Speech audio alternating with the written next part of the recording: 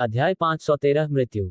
ठीक उसी समय जब बूढ़ा आदमी जाने वाला था, वह काला भंवर जो धीरे धीरे यांग ये को निगल रहा था, अचानक घूमना बंद हो गया। उसके बाद बूढ़े आदमी ने चौंक कर देखा कि शाही वस्त्र पहने एक अधेड़ उम्र का आदमी धीरे धीरे काले भंवर के भीतर से बाहर चला गया। इसके अलावा अधेड़ उम्र का आदमी यांग ये को पकड़े हुए था, जिसका चेहरा थोड़ा पीला था। दानव सम्राट। बूढ़े आदमी की पुतलियां सिकुड़ गईं। उसने पीछे मुड़कर भागने में संकोच नहीं किया। उसने अंतरिक्ष को चीरकर भागने का विकल्प नहीं चुना, क्योंकि दानव सम्राट के सामने ऐसा करने से उसकी मृत्यु जल्दी हो जाती। अब तुम भागने की कोशिश कर रहे हो। दानव सम्राट ने अचानक अपना दाहिना हाथ उस बूढ़े आदमी की ओर बढ़ाया, जो पहले से ही 3 किलोमीटर दूर था। बूढ़े आदमी की आकृति तुरंत वहीं रुक गई, जबकि उसके आसपास का स्थान परतों में ओवलैप और विकृत होने लगा। बूढ़ा आदमी इस दृश्य से भयभीत था। उसके आसपास के अंतरिक्ष की दुर्जय और रहस्यमयी ऊर्जा का विरोध करना वास्तव में बूढ़े आदमी के लिए असंभव था। केवल इस क्षण उसे एहसास हुआ कि यह दानव सम्राट, जो पूरे महाद्वीप में प्रसिद्ध था, कितना भयानक था। दानव सम्राट, रुको और एक क्षण प्रतीक्षा करो। ठीक इसी समय जुबान जियाओजी की चिंतित आवाज गूंजी, फिर भी उसका आंकड़ा 500 किलोमीटर से अधिक दूर था। रुको, दानव सम्राट ने ठंडे स्वर में कहा, और फिर उसने अपनी दाहिनी मुट्ठी को और भी कसकर भींच लिया। टकराना। बूढ़े आदमी को फंसाने वाली जगह को तुरंत विस्फोट करके अलग कर दिया गया। बूढ़ा आदमी मरा नहीं, लेकिन वह मरने के कगार पर था। दानव सम्राट ने अपने दाहिने हाथ से खींचा और धक्का दिया, और फिर बूढ़े आदमी के पीछे एक भयानक स्थानिक दरार दिखाई दी। उसके बाद दानव सम्राट ने तेजी से धक्का दिया, और बूढ़े आदमी से एक तीखी चीख निकली, क्योंकि उसे सीधे स्थानिक दरार में धकेल दिया गया था। दानव सम्राट ने अपना दाहिना हाथ हिलाया, और फिर स्थानिक दरार तुरंत बंद हो गई। स्थानिक दरार, स्थानिक भंवर, बूढ़ा आदमी, सब कुछ गायब हो गया था। यांग ये को ऐसा लगा जैसे उसके दिल से कुछ बाहर निकल आएगा जब उसने यह दृश्य देखा। ताकत कैसी होती है, यही इसका सार था। इस बीच जियो जी दानव सम्राट से बहुत दूर नहीं दिखाई दिया, और जब उसने अपनी निगाह से आसपास के वातावरण को देखा तो उसकी आंखें तुरंत लाल हो गईं। वह जानता था कि एल्डर जुवान गोंद का पूरी तरह से सफाया हो चुका है। वह एक सम्राट क्षेत्र विशेषज्ञ था। यह एक साल क्षेत्र विशेषज्ञ नहीं था, बल्कि एक सम्राट क्षेत्र विशेषज्ञ था। यहां तक आरोही संप्रदाय भी एक को खोने का जोखिम नहीं उठा सकता था। जुबान जियाओजी ने दानव सम्राट को देखा और भयावह स्वर में बोला, दानव सम्राट, क्या तुम कुछ ज्यादा ही आगे नहीं बढ़ गए हो? यह इंसानों की दुनिया है। दानव सम्राट ने कहा, मुझे पता है कि यह मानव दुनिया है। जुबान जियाओजी, मैंने घोषणा की है कि यांग ये मेरी दानव जाति से संबंधित है, और 3 जातियों के बीच समझौता उसके लिए प्रभावी है। हालांकि आपके आरोही संप्रदाय ने अभी भी उसके खिलाफ एक सम्राट क्षेत्र विशेषज्ञ भेजा है। चूंकि आपने पहले समझौते का उल्लंघन किया है, तो क्या मेरे लिए कोई कदम उठाना गलत है? ठीक है, चलिए मुद्दे पर आते हैं। जुबान जियाओजी, अगर आप अपने संप्रदाय के उस बुजुर्ग का बदला लेना चाहते हैं तो बेझिझक हमला करें। मुझे देखने दो कि क्या आप अभी भी उतने ही कमजोर हैं जितने आप कुछ 100 साल पहले थे। जुबान जियाओजी का चेहरा तमतमा उठा, जबकि उसकी आंखों में क्रोध की लपटें जल रही थीं। हालांकि उसने हमला करने की हिम्मत नहीं की। पूरे महाद्वीप में केवल कुछ ही लोग दानव सम्राट के मुकाबले में थे, और उनमें वह शामिल नहीं था। वह बहुत स्पष्ट रूप से जानता था कि अगर उसने हमला करने की हिम्मत की तो दानव सम्राट उसे मारने में संकोच नहीं करेगा। आखिरकार उसने दानव सम्राट को ऐसा करने का बहाना दे दिया होगा।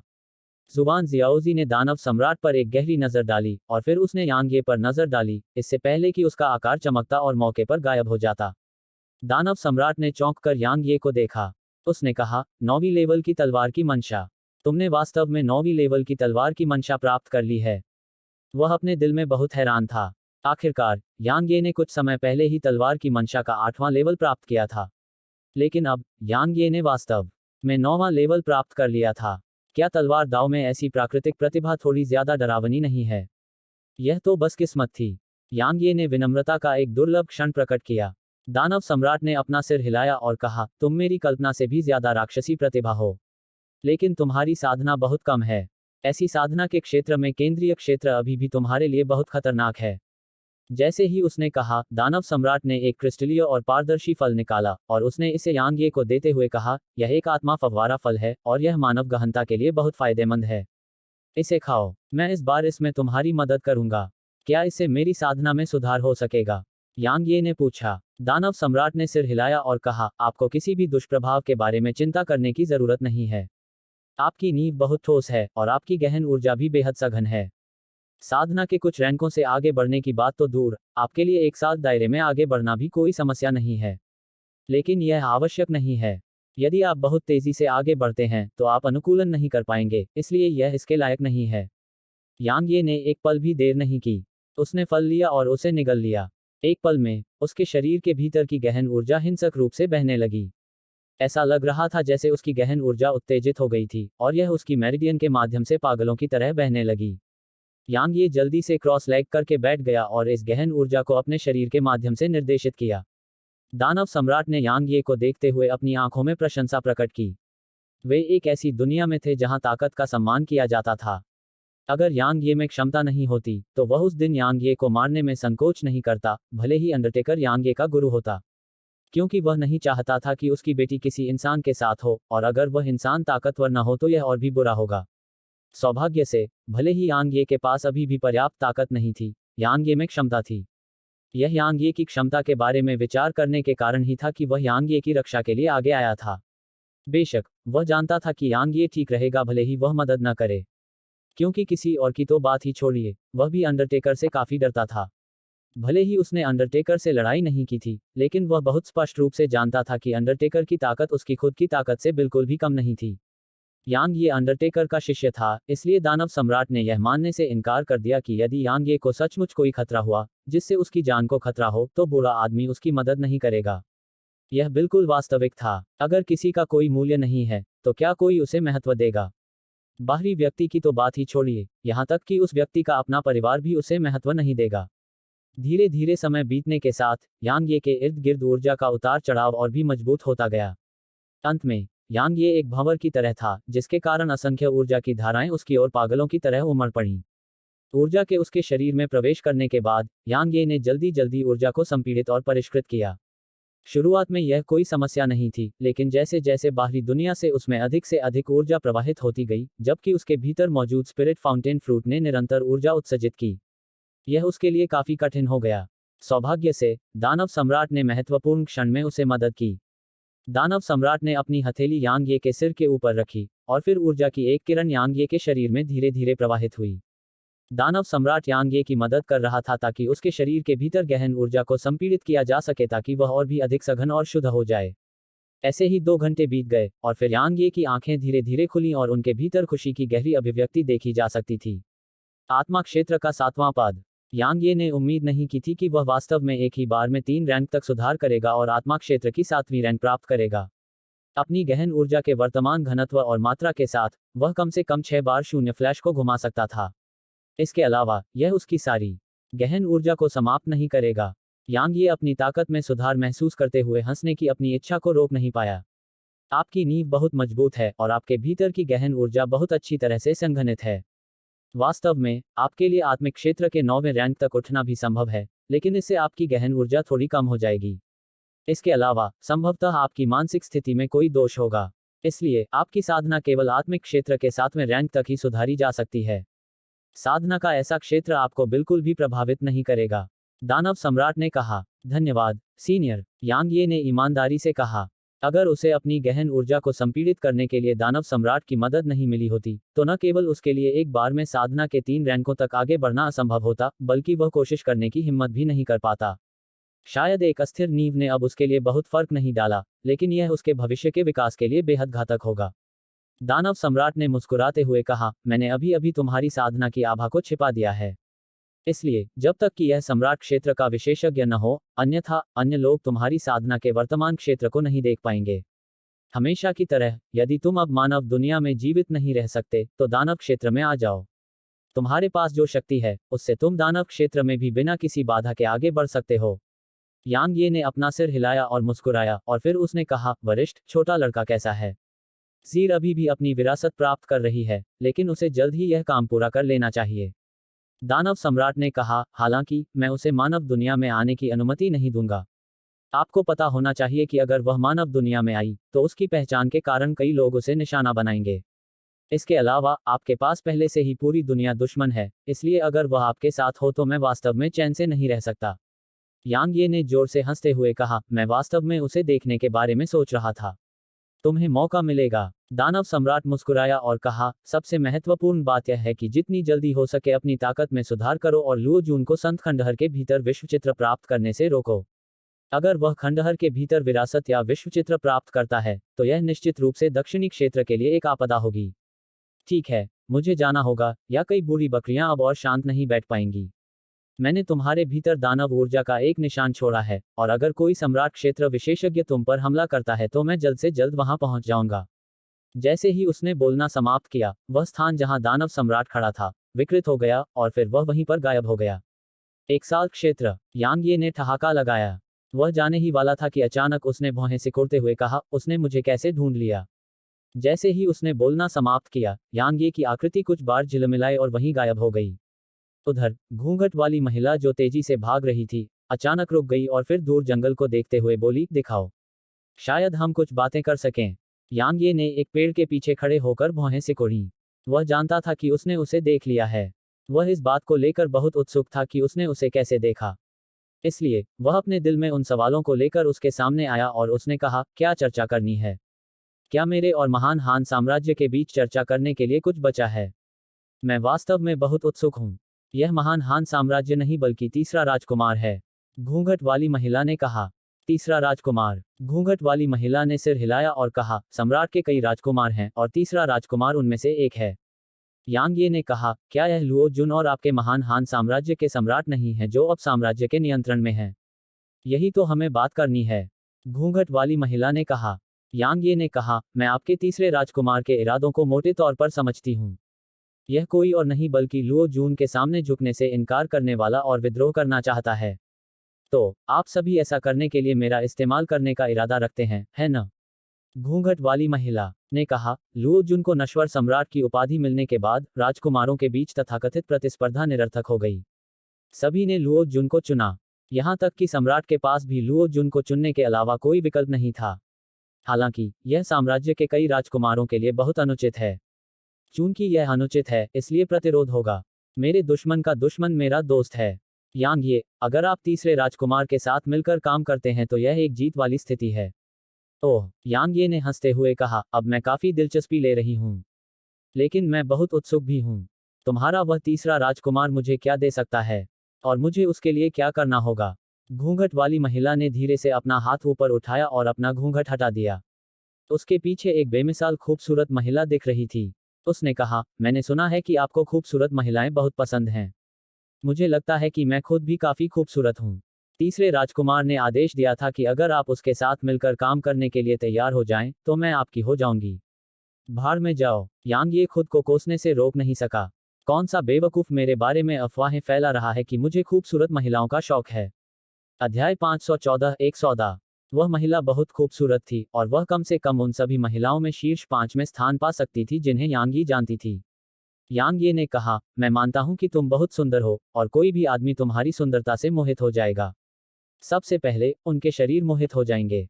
हालांकि मुझे इस्तेमाल की गई चीजों में कोई दिलचस्पी नहीं है। इसके अलावा तुम वास्तव में मुझे लुभाने के लिए वासना का उपयोग कर रही हो। यह मेरी बुद्धि का अपमान करने जैसा है। क्या मैं ऐसा व्यक्ति हूँ? मुझे स्पष्ट रूप से बता दूं, अगर तुम वह तथाकथित ईमानदारी हो जो तुम्हारे स्वामी मुझे दिखाना चाहते हैं, तो हमें अब एक दूसरे के साथ अपनी सांसें बर्बाद करने की कोई जरूरत नहीं है। क्या तुम्हें मुझे मारने की अपनी क्षमता पर इतना भरोसा है? महिला की आवाज बहुत शांत थी, और उसे यांग ये की बातों से कोई फर्क नहीं पड़ा। यांग ये ने कहा, क्या आप इसे आजमाना चाहेंगे? महिला कुछ देर चुप रही और फिर बोली, अगर कुछ अप्रत्याशित नहीं हुआ, तो ग्रैंड जनरल जून हो, जिसे लुओ जून ने पश्चिम को जीतने के लिए भेजा था, इसी महीने सफल हो जाएगा और पश्चिमी क्षेत्र लुओ जून के हाथों में आ जाएगा। उस समय उसे शाही कर्म भाग्य प्राप्त होगा, और तब उसके हाथों में नश्वर सम्राट की तलवार होने पर भी एक साथ दायरे के विशेषज्ञ उसके सामने चींटियों की तरह होंगे। अगर विश्वचित्र भी उसके हाथों में आ गया, तो कोई भी उसे मानव जाति का राजा बनने से नहीं रोक पाएगा। यांग ये ने महिला को देखा और उसके आगे बोलने का इंतजार किया। महिला ने कहा, हमारे पास जंगल में सेना है, लेकिन हमारी सेना लुओ जून के खिलाफ जाने में पूरी तरह से असमर्थ है।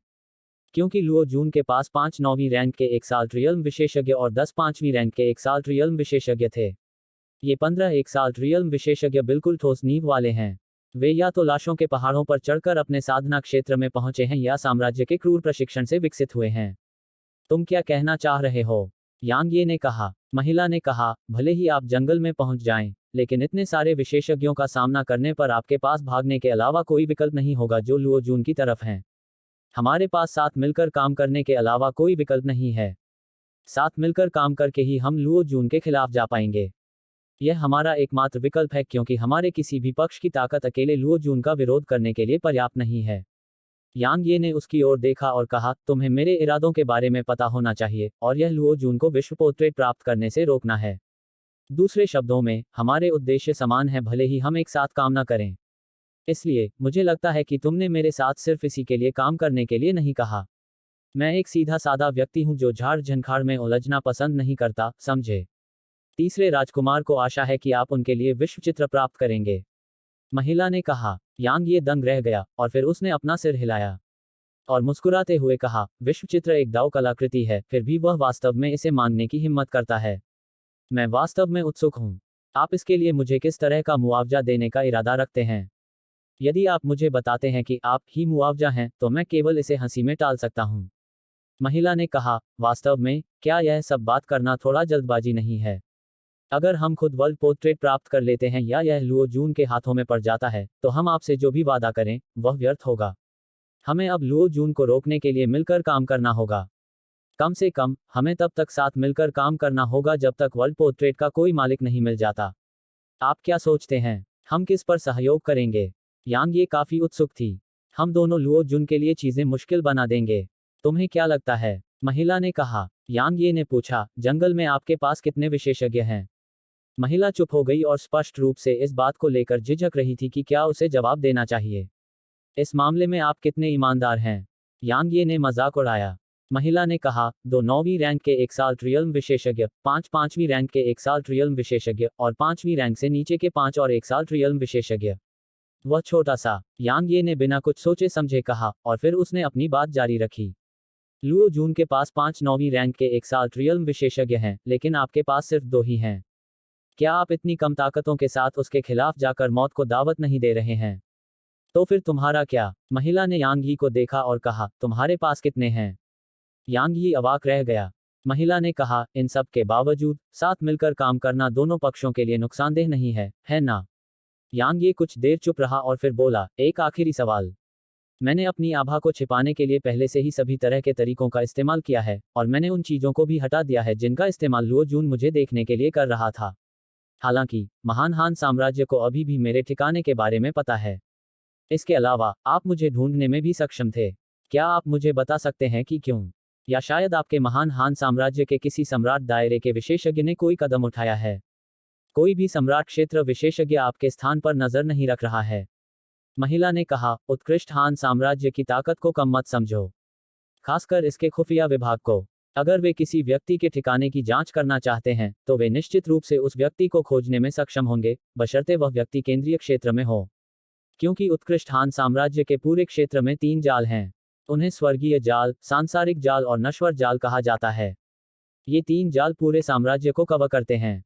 समझे? स्वर्गीय जाल। यांग ये ने अपना सिर उठाया और बादलों के बीच चांदी के चील को देखा। उस चील को उस तथाकथित स्वर्गीय जाल का हिस्सा होना चाहिए था, जैसा कि महाद्वीप के सबसे प्राचीन साम्राज्य से उम्मीद की जाती है। ऐसा लगता है कि मुझे और भी सावधान रहना होगा। महिला ने कहा, मेरा नाम जी जुबान है। जब आप जंगल में पहुंच जाएंगी तो मैं आपसे संपर्क करूंगी। याद रखें कि खुद को महान हान साम्राज्य के क्षेत्र में न दिखाएं, क्योंकि अगर आप इसके क्षेत्र के दायरे में आ गए तो आपका ठिकाना तुरंत उजागर हो जाएगा। इसलिए, आपने जो रास्ता चुना है उस पर चलते रहें। यह काफी खतरनाक है, लेकिन यह आपके लिए कोई समस्या नहीं होनी चाहिए। अपनी बात खत्म करने के बाद महिला पलटी। हालांकि, ऐसा लग रहा था कि उसने कुछ सोचा था, और उसने अपनी बात जारी रखी। इसके अलावा, मेरा किसी ने इस्तेमाल नहीं किया है। जैसे ही उसने बात खत्म की, महिला की आकृति चमक उठी और वहीं गायब हो गई। यांग ये फिर से अवाक रह गया। टकराना। दलदल से घिरे एक छोटे से रास्ते पर, लूहे और अन्य लोग अपने आसपास मौजूद कुछ दर्जन हत्यारे मगरमच्छों पर लगातार हमला कर रहे थे। दलदली भूमि में प्रवेश करने के बाद शुरुआत में तो सब ठीक था, और कभी कभी केवल कुछ युवा किलर मगरमच्छ ही दिखाई देते थे। हालांकि, किसी अज्ञात कारण से, यहां पहुंचने पर किलर मगरमच्छों की संख्या अचानक बढ़कर कुछ दर्जन हो गई। आखिरकार, इनमें से हर एक युवा किलर मगरमच्छ अभी भी स्पिरिट रियल्म के प्रगाढ़ व्यक्ति के बराबर था। उन सभी को किलर मगरमच्छों की घेराबंदी से अलग अलग तरह की चोटें लगी थीं। सबसे ज्यादा गंभीर रूप से घायल सिकोंग मिंग और लूहे थे। उनके दोनों कपड़ों पर खून के धब्बे थे। जाहिर है, उन्हें गंभीर चोटें आई थीं। दूसरी ओर, लू जियानियाओ और मोकिंगयुए थोड़ी बेहतर स्थिति में थे, और वे बस थोड़ी मुश्किल स्थिति में थे। हम शायद हत्यारे मगरमच्छों के एक समूह के क्षेत्र में प्रवेश कर चुके हैं, अन्यथा इतने सारे लोगों के लिए हमें घेरना असंभव है। मोकिंग्युए ने लड़ते हुए कहा। हमें क्या करना चाहिए? अगर यही चलता रहा तो वे दोनों मर सकते हैं। लू जियान्याओ ने मगरमच्छों में से एक को काट डाला, लेकिन उसके शरीर पर सिर्फ खून के निशान रह गए और वह उसे 2 टुकड़ों में नहीं काट पाया। इन लोगों की खाल बहुत मोटी है। अगर यही चलता रहा तो हम भी ज्यादा दिन तक नहीं टिक पाएंगे। लूहे, सिकोंग-मिंग, तुम दोनों पहले पीछे हटो। जियान्याओ और मैं उन्हें रोकेंगे। मोकिंग्युए ने धीमी आवाज में कहा। ऐसा नहीं चलेगा। लूहे ने अपना सिर हिलाया और निर्णायक रूप से कहा, अगर हम पीछे हट गए तो तुम दोनों को और भी मगरमच्छों के हमलों का सामना करना पड़ेगा। इससे तुम दोनों मर जाओगे। अगर हम पीछे हटते हैं तो हम एक साथ पीछे हटेंगे। जैसे ही उसने कहा, वह अपने सामने मौजूद मगरमच्छों में से एक पर पागलों की तरह झपटा। सिकोंग-मिंग ने कहा, लूहे सही कह रहा है। अगर हम ऐसी परिस्थितियों में पीछे हट गए तो तुम दोनों निश्चित रूप से मर जाओगे। इसके अलावा मैं, सिकोंग-मिंग, जीवित रहने के लिए अपने साथियों को छोड़ने जैसा कुछ करने में असमर्थ हूं। हाहा, लूहे, सिकोंग-मिंग, मुझे कभी उम्मीद नहीं थी कि तुम सब यहां आओगे। हमें वास्तव में तुम्हें ढूंढना था। ठीक इसी समय लूहे के समूह से लगभग 50 मीटर पीछे 2 आदमी दिखाई दिए। लूहे उनमें से एक को जानता था, ये चेंग। लूहे के समूह पर मगरमच्छों के समूह द्वारा हमला होते देख ये चेंग के चेहरे पर एक बड़ी मुस्कान थी और उसने कहा, टस्क टस्क। लूहे, मैंने कभी नहीं सोचा था कि आप सभी इतनी भयानक स्थिति में होंगे। ठीक है, सीनियर युनयान, वह साथी, ये यान जिसने आपके अंतहीन संप्रदाय के शिष्यों को मार डाला, उनका साथी है। आपको बस उनसे उस साथी, ये यान के बारे में पूछना है, जिसे आप ढूंढ रहे हैं। वे निश्चित रूप से जान लेंगे कि वह कहाँ है। युनयान नामक व्यक्ति ने लूहे के समूह को देखा और फिर ठंडी आवाज में कहा, मेरे आत्मा क्षेत्र के खोजकर्ताओं ने वास्तव में दलदली भूमि में आने की हिम्मत की है। आप सभी वास्तव में मौत को आमंत्रित कर रहे हैं। ये चेंग मुस्कुराया और कहा, वरिष्ठ युनयान, उन सभी की पृष्ठभूमि असाधारण है। वह क्लियर रिवर संप्रदाय की एक प्रतिभाशाली महिला है, लूहे। वह सिकोंग कबीले की युवा गुरु है और उस महिला का उपनाम मो है। मुझे बस यकीन नहीं है कि वह मो कबीले की सदस्य है या नहीं। जहां तक उस महिला तलवार साधक की बात है। जब उसने इतना कहा तो ये चेंग की आंखों में एक ठंडी चमक चमक उठी। जब उसने कहा, वह दक्षिणी क्षेत्र से है और यांगे को जानती है। वरिष्ठ, न केवल आप उसे पकड़कर ये यांग के ठिकाने के बारे में पता लगा पाएंगे, बल्कि आप यांगे के ठिकाने के बारे में जानकारी भी प्राप्त कर सकते हैं। ओह, युनयान की नज़र लू जियान्याओ पर पड़ी। वरिष्ठ युन, मैं क्लियर रिवर संप्रदाय का लूहे हूँ। वरिष्ठ, कृपया मेरी मदद करें। मैं निश्चित रूप से आपको उदारता से चुकाऊंगा। लूहे जानता था कि अंतहीन संप्रदाय का यह एक साल्ट रियल्म विशेषज्ञ जो अचानक यहाँ प्रकट हुआ था, उनकी एकमात्र आशा थी, अन्यथा यदि लड़ाई जारी रही तो वे निश्चित रूप से टिक नहीं पाएंगे। तुम मुझे उदारता से चुकाओगे? कितनी उदारता से? युनयान ने यह सवाल पूछते हुए दिलचस्पी से भर गया। टकराना। लूहे ने मगरमच्छ पर अपनी मुट्ठी से वार किया। हालांकि मगरमच्छ ने अपनी पूंछ लूहे के दाहिने कंधे पर मार दी, जबकि लूहे के मुंह से उसका शरीर पीछे की ओर धकेल दिया गया। लूहे हमले से उड़ गया। सौभाग्य से सिकोंग-मिंग ने उसे महत्वपूर्ण क्षण पर पकड़ लिया, अन्यथा वह दलदल में गिर जाता। 30 शीर्ष श्रेणी के ऊर्जा पत्थर। लूहे ने अपने दांत पीसते हुए अपना शरीर स्थिर करते हुए ये शब्द बोले। यह बहुत कम है। युनयान ने अपना सिर हिलाया। लूहे के मुंह के कोने फड़क उठे। जब उसने देखा कि 5 और मगरमच्छ उसकी ओर झपट रहे हैं, तो लूहे ने तुरंत अपने दांत पीस लिए और कहा, 80 बेहतरीन ऊर्जा पत्थर। सीनियर, मेरे पास बस इतना ही है। इस पल उसे लगा जैसे उसके दिल से खून बह रहा है। सौदा। युनयान के मुंह के कोने थोड़े मुड़े और फिर उसकी आकृति चमकी और वहीं गायब हो गई। एक पल से भी कम समय में वह वापस वहीं आ गया जहां वह अभी खड़ा था, और उसने लूहे को अपने हाथ में पकड़ रखा था। लूहे जमीन पर गिर पड़ा और सांस लेने के लिए हौंफने लगा। इसके अलावा उसका चेहरा पीला पड़ गया था और डर से भर गया था। मौत के कगार पर होने का वह एहसास वाकई बहुत भयानक था। लूहे ने युनयान को उच्च श्रेणी के ऊर्जा पत्थर दिए और फिर उसे कुछ सूझा। उसने दूर की ओर देखा और कहा, वरिष्ठ, कृपया। युनयान ने शीर्ष श्रेणी के ऊर्जा पत्थरों को लिया और लूहे को बीच में रोकते हुए ठंडे स्वर में हंसा और कहा, मैंने केवल तुम्हें बचाने का वादा किया था, उनको नहीं। तुम। लूहे कुछ कहना चाहता था, लेकिन युनयान ने उसे भयंकर नजरों से देखा और कहा, अगर तुम उन्हें बचाना चाहते हो तो तुम बेझिझक वहां जा सकते हो। लूहे का चेहरा पीला पड़ गया। उसके होंठ थोड़े हिले, लेकिन उसने अंत में कुछ नहीं कहा। हम्फ। युनयान के मुंह के कोनों पर उपहास की एक झलक उभरी। उसके बाद उसने उन तीनों को देखा जो हत्यारे मगरमच्छों के खिलाफ डटे हुए थे, और एक उपहासपूर्ण भाव उसकी आंखों में भर गया। अध्याय 515 मनुष्य का हृदय। वरिष्ठ, मेरे पास निम्न श्रेणी की स्वर्ग रैंक तकनीक है। कुछ ही समय में सिकोंग-मिंग अब और टिक नहीं सका। अब जब लूहे उनका विरोध करने में उसकी मदद करने के लिए वहां नहीं था, तो उसके चारों ओर हत्यारे मगरमच्छों की संख्या लगातार बढ़ती गई। हालांकि लू जियानयाओ और मोकिंग्युए भी मदद कर रहे थे, लेकिन उसकी ताकत तुलनात्मक रूप से कमजोर थी। इसलिए पहले से ही लगी गंभीर चोट के साथ वह वास्तव में अब और टिक नहीं पा रहा था। उसकी आंखों के सामने दृश्य घूम गया, और फिर सिकोंग मिंग ने देखा कि वह युद्ध छोड़कर युनयान के साथ था। सिकोंग मिंग ने अपने शब्दों से पीछे नहीं हटना चाहा, नहीं उसने अभी ऐसा करने की हिम्मत की। उसने तुरंत एक स्क्रॉल निकाला और उसे युनयान को दे दिया। उसके बाद सिकोंग मिंग ने लू जियानयाओ और मोकिंग्युए की ओर देखा जो बुरी तरह से पकड़े हुए थे, और वह एक पल के लिए झिझका और फिर उसने कहा, वरिष्ठ कृपया। युनयान ने हाथ हिलाकर कहा, वे भी चिंतित नहीं हैं, तो तुम किस बात से चिंतित हो रहे हो? अगर तुम हीरो बनना चाहते हो तो खुद वहां चले जाओ। मैं गारंटी देता हूं कि मैं तुम्हें नहीं रोकूंगा। सिकोंग मिंग का चेहरा थोड़ा भद्दा था, और वह उन दो महिलाओं को घूरते हुए संघर्ष कर रहा था जिन्हें किल मगरमच्छों ने घेर रखा था। सिकोंग मिंग ने बहुत देर तक हिचकिचाहट की, फिर उसने हल्की सी आह भरी और कमजोरी से जमीन पर बैठ गया, और फिर उसने कुछ दवाइयां ली ताकि वह ठीक हो सके। उसे साफ पता था कि अगर वह वहां गया तो वह न केवल उनकी मदद करने में असमर्थ होगा, बल्कि वह उनके लिए बोझ बन जाएगा। अंततः वे केवल परिचित थे जो संयोगवश मिले थे। लू जियानयाओ और मोकिंग्युए दोनों की आंखों में निराशा थी। आखिरकार त्याग दिया जाना कभी अच्छा नहीं लगता। मानव स्वभाव बिल्कुल एक व्यक्ति के दिल की तरह है, यह बहुत आसानी से बदल जाता है और इसका पूर्वानुमान नहीं लगाया जा सकता। इसके अलावा यह किसी भी परीक्षण, खासकर जीवन और मृत्यु के परीक्षणों का सामना नहीं कर सकता। इस बीच लू हे अचानक बोला, मिस मो, क्या आपके लिए अपने मो कबीले की ताकत से 80 शीर्ष श्रेणी के ऊर्जा पत्थरों का उत्पादन करना आसान नहीं है? 80 उच्च श्रेणी के ऊर्जा पत्थर। युनयान ने अपना सिर हिलाया और ठंडी हंसी हंसी। अभी यह कीमत नहीं है। 500 उच्च श्रेणी के ऊर्जा पत्थर, मुझे 500 उच्च श्रेणी के ऊर्जा पत्थर दे दो और मैं तुम्हारी मदद करूंगा। बेशक तुम दोनों सुंदर हो, इसलिए अगर तुम दोनों मुझसे शादी करने के लिए तैयार हो तो मैं तुम दोनों की मदद करने से इनकार नहीं करूंगा। वरिष्ठ। युनयान ने लूहे पर एक गहरी नजर डाली जो बोलना चाहता था, और फिर उसका दिल कांप उठा और उसने तुरंत अपना मुंह बंद कर लिया। वरिष्ठ, आप उन दोनों में रुचि रखते हैं? ये चेंग ने पूछा। युनयान ने कहा, हाँ, मैं ऐसा ही हूँ। हालांकि मुझे कभी भी जबरदस्ती से काम करना पसंद नहीं आया।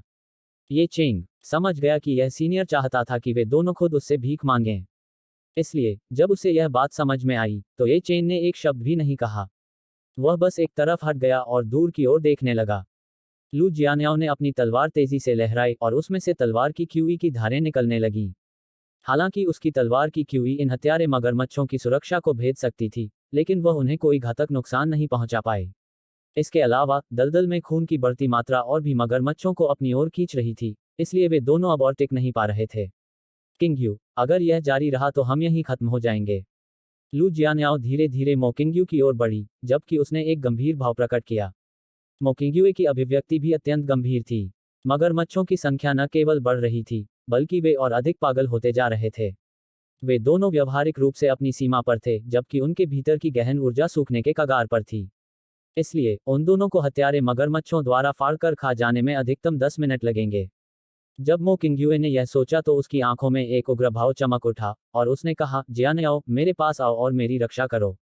लू जियानयाओ ने मोकिंग्युए की तरफ तेजी से बढ़ने में संकोच नहीं किया, और फिर उसने अपनी तलवार को पागलों की तरह घुमाना शुरू कर दिया। दूसरी ओर मोकिंग्युए के शरीर के भीतर की गहन ऊर्जा हिंसक रूप से बढ़ने लगी, जबकि आसपास की ऊर्जा को किसी चीज ने अपनी ओर खींच लिया। वे वास्तव में उसकी ओर पागलों की तरह बढ़ने लगे, और इसने उसके चारों ओर ऊर्जा का एक भंवर भी बना दिया। यह कम से कम एक मध्य श्रेणी की स्वर्ग रैंक तकनीक है। लूहे और अन्य लोगों के हाव भाव बदल गए। यहां तक कि युनयान के हाव भाव भी थोड़े बदल गए। उसे उम्मीद नहीं थी कि यह महिला वास्तव में मध्य श्रेणी की स्वर्ग रैंक तकनीक को अंजाम दे पाएगी। आत्मा क्षेत्र में रहते हुए मध्य श्रेणी की स्वर्ग रैंक तकनीक को अंजाम देने में सक्षम होने की ऐसी प्राकृतिक प्रतिभा को केवल भयानक ही कहा जा सकता है। आखिरकार मध्य श्रेणी और उससे ऊपर की स्वर्ग रैंक तकनीकें न केवल साधना के लिए बहुत कठिन थीं, बल्कि उन्हें निष्पादित करना भी बहुत कठिन था। इसके अलावा थोड़ी सी भी गलती उन्हें निष्पादित करने वाले व्यक्ति को प्रतिक्रिया का सामना करने के लिए मजबूर कर सकती थी। हालांकि उनके सामने खड़ी यह महिला इसे निष्पादित करने की अपनी क्षमता पर स्पष्ट रूप से आश्वस्त थी। हजारों ब्रह्म हथेली। मोकिंग्युए ने हल्के से चिल्लाते हुए अपनी हथेलियों को तेजी से आगे की ओर पटक दिया। एक पल में अंतरिक्ष कांप उठा, क्योंकि ऊर्जा से संघनित अनगिनत हथेली के निशान मोकिंग्युए की हथेलियों से चमक उठे, और फिर वे आसपास के मगरमच्छों की ओर नीचे गिर गए। कुछ ही समय में कुछ 100 ऊर्जा हथेलियां यहां दिखाई दी। उनसे घायल हुए सभी मगरमच्छ चीखने लगे और फिर वे तेजी से दलदल की गहराई की ओर भाग गए। चलो चलें। इस बीच मो किंगयुए ने अचानक लू जियानियाओ से बात की, जो थोड़ा स्तब्ध था। लू जियानियाओ अपने सदमे से उभरी और वह यह देखकर चकित रह गई कि मो किंगयुए का चेहरा बहुत पीला पड़ गया था और वह इतनी कमजोर थी कि लगभग खड़ी भी नहीं हो पा रही थी। उसने मो किंगयुए को पकड़ने के लिए अपना हाथ बढ़ाया और पागलों की तरह भागने लगी। लू जियानियाओ बेवकूफ नहीं थी, इसलिए वह यूनयान की ओर नहीं भागी, बल्कि मो किंगयुए को साथ लेकर दूसरी तरफ भाग गई। हालांकि यूनयान ने उन्हें जाने देने से साफ इनकार कर दिया और वह उनके सामने आ गया तथा उनका रास्ता रोक दिया। लू जियानियाओ गुस्से से बोला, तुम क्या कर रहे हो? क्या तुम सच में मेरे मो कबीले की अवहेलना करने जा रहे हो? मो किंगयुए के पीले चेहरे पर क्रोध का एक निशान दिखाई दिया।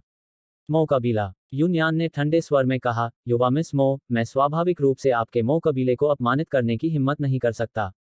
हालांकि आपके बगल में यह महिला यांग ये के ठिकाने के बारे में जानती है, इसलिए उसके खिलाफ काम करना आपके मो कबीले से बिल्कुल भी संबंधित नहीं है ना? वह मेरी एक दोस्त है। मो किंगयुए का चेहरा काफी भद्दा था। वह स्वाभाविक रूप से जानती थी कि उसके सामने यह आदमी क्या करने का इरादा रखता है। एक बार जब उसने लू जियानियाओ को पकड़ लिया, तो उसे बचाने के लिए उससे भीख मांगने के अलावा उसके पास जीवित रहने का कोई और रास्ता नहीं था। तुम्हारा दोस्त, यूनयान ने ठंडी हंसी में कहा, युवा मिस मो, क्या तुम सच में सोचती हो कि तुम्हारा मो कबीला अजेय है? बोलते हुए उसने लू जियानियाओ को पकड़ने के लिए अपना हाथ आगे बढ़ाया। लू जियानियाओ की अभिव्यक्ति बदल गई। वह लगभग पूरी तरह से थक चुकी थी, इसलिए वह अभी एक साल रियल विशेषज्ञ का मुकाबला कैसे कर सकती थी।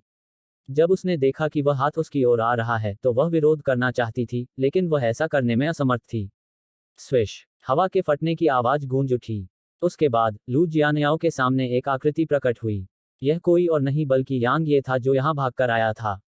उसने देखा कि वे सिल्वर ईगल के माध्यम से खतरे में थे, इसलिए उसने जल्दी से अपना लबादा पहना और भागकर आया। सौभाग्य से उसे बहुत देर नहीं हुई थी।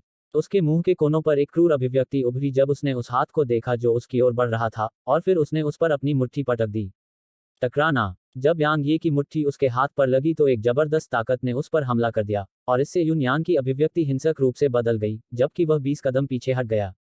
आप कौन हैं? यूनयान ने गंभीर भाव से यांग ये को देखा और धीरे से अपना दाहिना हाथ अपनी पीठ के पीछे ले गया क्योंकि वह कांप रहा था। लू जियानियाओ ने यांग ये को देखकर राहत की सांस ली। अगर यह आदमी अभी भी यहाँ नहीं आया तो हम दोनों की जान चली जाएगी। मो किंगयुए ने भी अपने दिल में राहत की सांस ली क्योंकि अब वे सुरक्षित होंगे। भले ही उसके सामने खड़ा यह आदमी सिर्फ आध्यात्मिक क्षेत्र में था, लेकिन उसे उसकी ताकत पर पूरा भरोसा था। भाई ये, ठीक इसी समय लूहे कुछ कहना चाहता था, लेकिन यांग ये ने तुरंत अपना हाथ हिला दिया। उसने सिल्वर ईगल के जरिए सब कुछ साफ साफ देखा था। उसने सोचा था कि ये दोनों लोग ऐसे लोग हैं जिनसे वह दोस्ती कर सकता है, लेकिन उसे एहसास हुआ कि अब इसकी बिल्कुल भी जरूरत नहीं थी। लूहे और सिकोंग मिंग ने जब यह देखा तो उनके चेहरे पर उदासी छा गई। वरिष्ठ यून, वह व्यक्ति ये यांग है। उसी ने आपके अनंत संप्रदाय के शिष्यों को मारा था, ये चेंग ने धीमी आवाज में कहा। यूनयान ने यांग ये को देखा और कहा, तुम। जब उसने अभी एक शब्द भी बोला था तो उसकी पुतलियां अचानक सिकुड़ गईं क्योंकि उसके सामने वाला व्यक्ति वास्तव में उसके ठीक सामने आ गया था और उसकी आंखों में मुट्ठी तेजी से बढ़ रही थी। यांग ये को अपने दुश्मनों पर अपनी सांस बर्बाद करने की आदत नहीं थी। यूनयान क्रोधित था क्योंकि यह व्यक्ति जो सिर्फ एक आत्मा क्षेत्र का प्रगाढ़ व्यक्ति था, वास्तव में उसके जैसे दूसरे दर्जे के एक साल क्षेत्र विशेषज्ञ से भी ज्यादा घमंडी था। यूनयान ने अपना दाहिना पैर जमीन पर पटका और वहीं गायब हो गया, और जब उसकी आकृति फिर से प्रकट हुई तो वह 40 मीटर से ज्यादा दूर था। उसने अपना बायां हाथ आगे बढ़ाया और यांग ये की दिशा में उसे पकड़ लिया।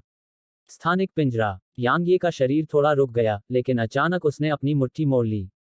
टकराना, यांग ये ने यूनयान पर हमला किया और स्थानिक अवरोध तुरंत ही टुकड़े टुकड़े हो गए। इस बार यांग ये ने यूनयान को बिल्कुल भी मौका नहीं दिया और उसने अपनी पिछली गति को दोगुना कर दिया। हालांकि उसका हमला बहुत ही सरल था और उसने बस अपनी मुट्ठी यूनयान पर आगे की ओर तान दी। यूनयान तब चकित रह गया जब उसने यांग ये को अपने स्थानिक पिंजरे को उड़ाते हुए देखा। उसने उम्मीद नहीं की थी कि आत्मा क्षेत्र की यह चींटी वास्तव में उसके स्थानिक पिंजरे को उड़ा पाएगी। उसकी शारीरिक शक्ति कितनी भयानक है। क्या वह एक उत्कृष्ट रैंक वाला राक्षस जानवर है? यूनयान के पास यह सब सोचने का समय नहीं था क्योंकि यांग ये की मुट्ठी उसके सिर के सामने आ चुकी थी। यूनयान ने जब उस मुट्ठी में मौजूद हिंसक और दबंग ऊर्जा को महसूस किया तो उसने लापरवाही से काम करने की हिम्मत नहीं की और उसने उसके सामने जाने की भी हिम्मत नहीं की। वह बस चकमा देने ही वाला था कि यांग ये की गति अचानक बढ़ गई और उसकी मुट्ठी यूनयान के चेहरे पर जा लगी। यूनयान की आकृति के उड़ते ही एक तीखी चीख गूंजी। हालांकि जब युनयान हवा में था तब यांग ये अचानक आया और उसने अपने दाहिने हाथ से युनयान के कंधे को पकड़ लिया और अपनी बाईं मुट्ठी से युनयान के गले पर वार किया। दरार। युनयान की आंखों का रंग फीका पड़ गया। ये चेंग, लू हे और सिकोंग मिंग हैरान रह गए। एक दूसरे दर्जे का एक साल्ट रियल्म विशेषज्ञ और एक संप्रदाय से आया व्यक्ति ये यांग द्वारा यूं ही मारा गया था।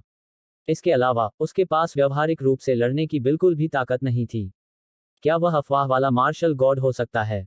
वास्तव में अगर यांग ये एक आदमी नहीं होता तो वे निश्चित रूप से सोचते कि यांग ये मार्शल भगवान था, क्योंकि अफवाहों में कहा गया था कि एन नानजिंग की मुट्ठी तकनीक अद्वितीय थी। यांग ये ने युनयान की स्थानिक अंगूठी ली और उसके अंदर की सामग्री पर नजर डाली, फिर उसने अपने होठों पर तमाचा मारा। ये सभी एक साल्ट रियल्म विशेषज्ञ वास्तव में बहुत गरीब हैं। उसके पास 500 शीर्ष श्रेणी के ऊर्जा पत्थर भी नहीं हैं। सौभाग्य से एक निम्न श्रेणी की स्वर्ग रैंक तकनीक है और इसे अच्छी कीमत पर बेचा जाना चाहिए। तुम भागने की सोच रहे हो? यांग ये ने अचानक अपना सिर उठाया और ये चेंग को देखा जो 100 मीटर से ज्यादा दूर था, और फिर उसके होठों के कोनों पर एक ठंडी मुस्कान उभरी। ये चेंग ने उसे एक से ज्यादा मौकों पर मारने की कोशिश की थी। अगर उसे खुद पर मुसीबत आने का डर नहीं होता तो वह मार्शल वर्ल्ड सिटी में रहते हुए ही ये चेंग की जान ले लेता। सौभाग्य से अब ऐसा करने में बहुत देर नहीं हुई थी। यांग ये का चेहरा चमक उठा और उसने 2 सांस से भी कम समय में ये चेंग को पकड़ लिया। ये चेंग कुछ कहना चाहता था लेकिन यांग ये ने उसे मौका नहीं दिया और उसने सीधे 100 मीटर दूर ये चेंग को मुक्का मारा। ऐसा करने के बाद यांग ये लू जियानियाओ और मोकिंगयू के पास गया और उसने उनमें से प्रत्येक पर एक अत्यंत उच्च श्रेणी का उपचार करने वाला ताबीज लगा दिया। कुछ समय बीतने के बाद दोनों कमोबेश ठीक हो गए और फिर यांग ये ने सिर हिलाया और कहा, चलो चलें। लू हे और सिकोंग मिंग के बारे में क्या? मोकिंगयू ने उन दोनों की तरफ देखा। इस समय वे दोनों बुरी तरह घायल थे और अगर उन्हें यहां छोड़ दिया गया तो वे निश्चित रूप से मर जाएंगे। अध्याय 516 शाश्वत पुनरुत्थान। यांग ये ने लू हे और सिकोंग मिंग की तरफ देखा और वे दोनों शर्मिंदगी से उसकी तरफ देख रहे थे। चाहे जो भी कारण हो, अपने साथियों को छोड़ना सम्मानजनक नहीं था। इसके अलावा लू जियानियाओ और मोकिंगयुए ने उन्हें पहले जाने के लिए भी कहा था। उस समय लू जियानियाओ और मोकिंगयुए के पास उनके बिना पीछे हटने की ताकत थी, लेकिन दोनों महिलाओं ने ऐसा नहीं किया था।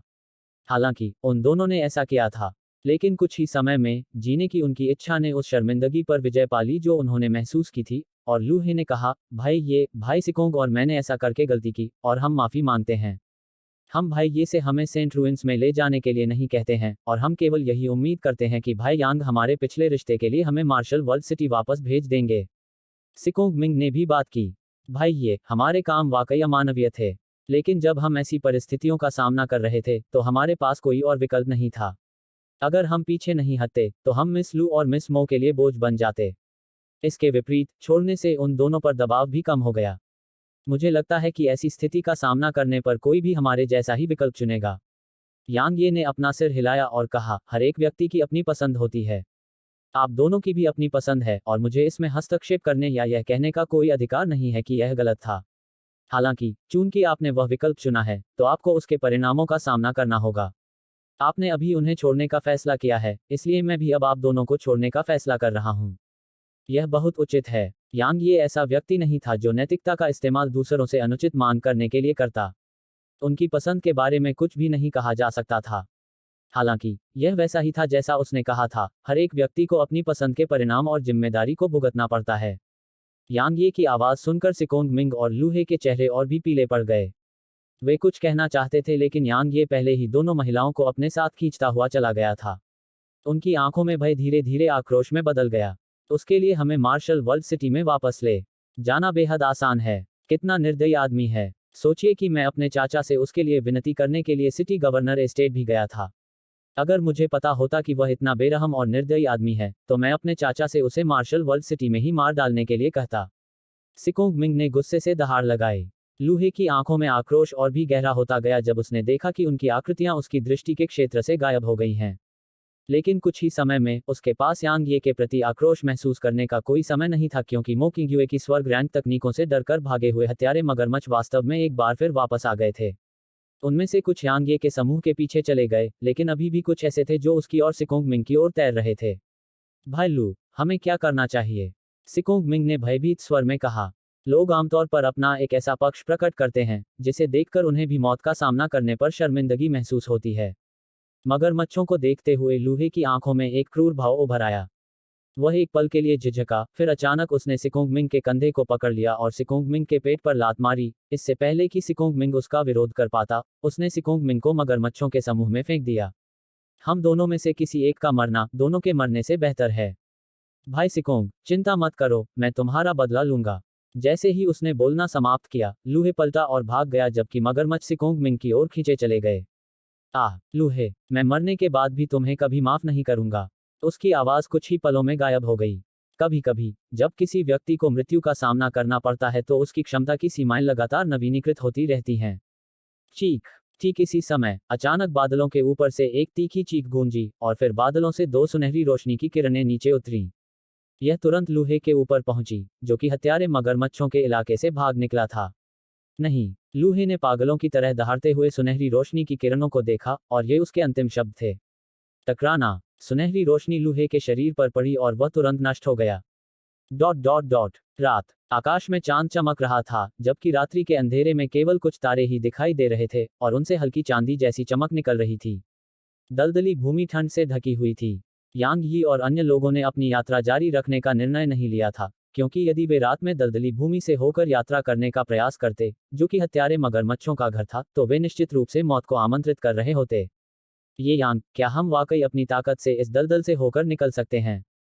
वे तीनों दलदल के किनारे एक रास्ते पर जमीन पर बैठे थे। मोकिंग्युए ने अपने आसपास के असीम दलदल को देखा और हल्की आवाज में यह सवाल पूछा। हालांकि वे अब ठीक थे, लेकिन यह उन परिस्थितियों के कारण था कि उनका सामना वयस्क किलर मगरमच्छ से नहीं हुआ था। अगर हुआ भी, तो परिणाम अकल्पनीय होंगे, क्योंकि उनमें से हर एक सिर्फ एक साल रैंक पर नहीं था, उनके पास बहुत सारे अधीनस्थ थे। बेशक हम कर सकते हैं, लू जियान्याओ ने हंसते हुए कहा। किंगयू, चिंता मत करो, यह आदमी बहुत ताकतवर है।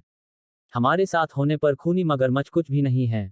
उसने मो किंगयू को अपना दोस्त बना लिया था, जिसने उसके साथ जीवन और मृत्यु का अनुभव किया था।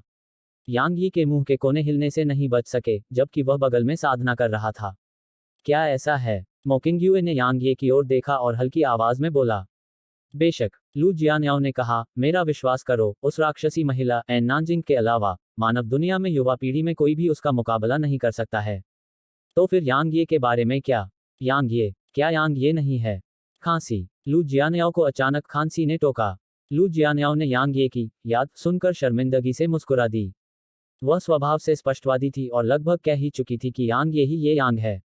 सौभाग्य से, उसने समय रहते ही अपनी बात रोक दी। लू जियान्याओ ने कहा, ठीक है, यांग ये और एन नानजिंग के अलावा।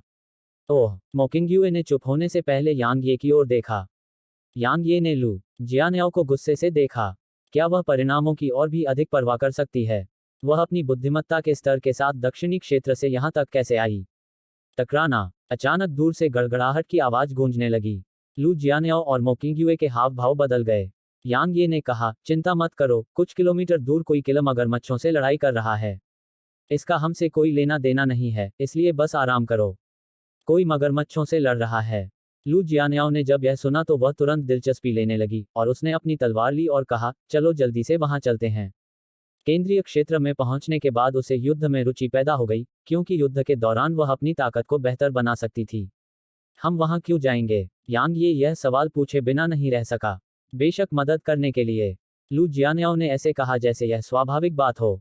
हम सभी इंसान हैं, इसलिए जब हम मुश्किलों का सामना करते हैं तो हमें एक दूसरे की मदद करनी चाहिए। यांग ये अवाक रह गई। मो किंगयू ने भी अपना सिर हल्के से हिलाया। उसे लू जियान्याओ का किरदार पसंद आया क्योंकि लू जियान्याओ सीधा सादा, भोला भाला था और बिल्कुल भी साजिश नहीं करता था। हालांकि, उसे लगा कि लू जियान्याओ कभी कभी बहुत भोला हो जाता है। क्या हुआ? क्या मैंने कुछ गलत कहा? लू जियान्याओ ने पूछा। यांग ये ने कहा, सबसे पहले, उन्हें हमारी मदद की जरूरत नहीं है। अगर आप मदद करना भी चाहते हैं, तो आपको यह देखना होगा कि आपके पास ऐसा करने की ताकत है या नहीं। अगर आप मदद करने जाते हैं, जब आपके पास पर्याप्त ताकत नहीं है, तो आप अपनी जान दे रहे होंगे। इसके अलावा, जब आप दुनिया में हों, तो अपनी दयालुता को बंद करके रखना सबसे अच्छा है क्योंकि इससे आपको नुकसान हो सकता है। दयालुता का बदला दुश्मनी से चुकाना एक ऐसी चीज है जो हर रोज होती है। समझे? लू जियान्याओ वहीं बैठ गई, और फिर उसने यांग ये की ओर देखा, जो थोड़ा उदास लग रहा था। तुम्हें लगता है कि मैं बहुत ठंडा खून वाला हूँ? यांग ये ने पूछा। यह बात तुम ही ने कही थी। यह मैं नहीं था, लू जियान्याओ ने कहा। वह वास्तव में मेरी समझ से परे है। यांग ये अवाक रह गया। मुझे आश्चर्य है कि शहर के गवर्नर लू क्या सोच रहे होंगे। जब उनकी बेटी दुनिया में चली गई तो वह कैसे आराम से रह सकते थे? क्या उन्हें डर नहीं है कि उनकी बेटी को कोई धोखा दे सकता है? इस बीच मो किंगयुए ने कहा, जियानयाओ, क्या आपको लगता है कि दलदली भूमि के भीतर तक पहुंचने और हत्यारे मगरमच्छों से लड़ने में सक्षम लोगों का एक समूह आम लोगों से बना होगा? शायद वे किसी तरह का मिशन पूरा कर रहे हों या कुछ और। अगर हम बस जल्दबाजी में आगे बढ़ गए तो हमारे साथ दुश्मन जैसा व्यवहार भी किया जा सकता है। इसके अलावा अगर वे हमसे ज्यादा ताकतवर होते तो आप क्या करते अगर वे हम पर नजर डालने के लिए बुरी नीयत रखते, जैसे कि यूनियान ने पहले किया था? बेशक ये सभी धारणाएं हैं, लेकिन ये असंभव नहीं है। मुझे पता है कि आप दोनों मुझे यह सब मेरे भले के लिए बता रहे हैं, लेकिन मैं बस उत्सुक हूं और जाकर देखना चाहता हूं, लू जियानयाओ ने कहा। जिज्ञासा ने बिल्ली को मार डाला। अगर तुम इतने स्वतंत्र हो तो तुम घर बसाकर खेती क्यों नहीं करते? यांग ये ने कहा। ठीक है, मैं अभी साधना करूंगी। हम्फ। लू जियानयाओ ने यांग ये को घूरते हुए अपने दिल में कहा, एक दिन जब मैं तुमसे ज्यादा ताकतवर हो जाऊंगी तो मैं तुम्हें हर दिन एक सबक जरूर सिखाऊंगी और मैं तुम्हें अनुभव करवाऊंगी कि सबक सिखाए जाने पर कैसा महसूस होता है। देर रात चारों ओर मौत जैसा सन्नाटा था। यांग ये ने अपनी आंखें खोली और फिर उसने लू जियानयाओ और मो किंगयुए पर नजर डाली। मो किंगयुए के हाथ कसकर बंद थे और वह स्पष्ट रूप से गहरी नींद में नहीं सोई थी। हालांकि लू जियानयाओ खर्राटे ले रही थी। क्या उसे वाकई मुझ पर इतना भरोसा है या वह इतनी लापरवाह है? यह दलदली भूमि है। यह एक ऐसी जगह है जहां बहुत संभावना है कि खूनी मगरमच्छ हमारे आसपास फुसला रहे होंगे, लेकिन वह वास्तव में गहरी नींद में सो पाए। यांग ये ने अपना सिर हिलाया, रास्ते के किनारे पर चला गया और अपने सामने दलदल को देखा। यांग ये की आंखें थोड़ी सिकुड़ गईं और फिर तलवार की एक किरण उससे छूट गई और बिना एक भी आवाज किए दलदल में प्रवेश कर गई। कुछ ही समय में दलदल में अचानक एक भंवर दिखाई दिया और फिर दलदल की सतह पर लाल रंग की किरणें दिखाई दी। इस बीच मो किंगयुए यांग ये के पीछे आ गई और उसने धीरे से कहा, तो तुमने उन्हें देखा? यांग ये ने सिर हिलाया और कहा, मैं ऐसी जगह पर सोने की हिम्मत कैसे कर सकता हूँ? मैं लू जियानयाओ जैसा बेवकूफ नहीं हूँ। मो किंगयुए ने हंसते हुए कहा, तुमने कहा था कि अभी कोई किला मगरमच्छों से लड़ रहा था। क्या वह कोई अकेला व्यक्ति था या तीन, दो पुरुष और एक महिला? वे सभी एक साथ दायरे में थे। यांग ये ने कहा, वे अच्छे हैं या बुरे? यांग ये ने उसकी ओर आंखें घुमाते हुए कहा, क्या मैं किसी देवता जैसा दिखता हूँ? मो किंगयुए थोड़ा स्तब्ध रह गई और फिर उसने अपना सिर हिलाया और मुस्कुराई। मुझे सच में इस जगह पर सुरक्षा का कोई एहसास नहीं है। आखिरकार इंसान डार्क बीस्ट और राक्षस जानवरों से भी ज्यादा डरावने हैं। सौभाग्य से तुम यहाँ हमारे साथ हो। आपने मुझे अपना अंगरक्षक बना लिया है। मो किंगयुए ने हंसते हुए कहा, कुछ हद तक। असल में तुम मेरी कल्पना से कहीं ज्यादा दिलचस्प हो। तुमने जो सोचा था उससे भी ज्यादा। यांग ये की भौहें सिकुड़ गईं। मो किंगयुए ने मुस्कुराते हुए कहा, कोई बात नहीं। बहुत देर हो चुकी है, थोड़ा आराम करो। जैसे ही उसने बोलना समाप्त किया वह पलट गई और वापस वहीं आ गई जहां अभी बैठी थी। यांग ये ने मो किंगयुए की ओर देखा और फिर उसने दूर की ओर अपनी नजर घुमाए और धीरे से कहा, वह महिला थोड़ी परिचित क्यों लग रही है? रात ऐसे ही बीत गई। टकराना। भोर अभी हुई ही थी कि गड़गड़ाहट की लहरों ने यांग यी और अन्य लोगों को झकझोरकर जगा दिया। अध्याय 517, एक परिचित। क्या आगे कुछ हुआ है? मो किंगयुए ने धीमी आवाज में पूछा। यांग ये ने अपना सिर हिलाया और कहा, कोई बात नहीं। चलो चलें। मो किंगयुए ने यांग ये की ओर देखा और फिर उसने सिर हिलाया और कहा, ठीक है। लू जियानयाओ को स्पष्ट रूप से इस बात में बहुत दिलचस्पी थी कि क्या हो रहा है। हालांकि यांग ये ने उस पर कोई ध्यान नहीं दिया और इससे वह बस क्रोधित हो गई। तीनों ने लगभग 2 घंटे की यात्रा की थी जब मो किंगयुए और लू जियानयाओ के चेहरे पर गंभीर भाव आ गए थे, क्योंकि उन्होंने रास्ते भर मगरमच्छों की ढेर सारी लाशें देखी थीं और यह इस हद तक था कि दलदल लाल हो गया था। इसके अलावा उन्होंने लाशों के बीच एक वयस्क किला मगरमच्छ भी देखा। उन्होंने इन सभी किला मगरमच्छों को मार डाला, फिर भी उनकी खाल नहीं ली जो इन मगरमच्छों का सबसे कीमती हिस्सा है। इसके अलावा उन्होंने उनके अंदरूनी हिस्से भी नहीं लिए।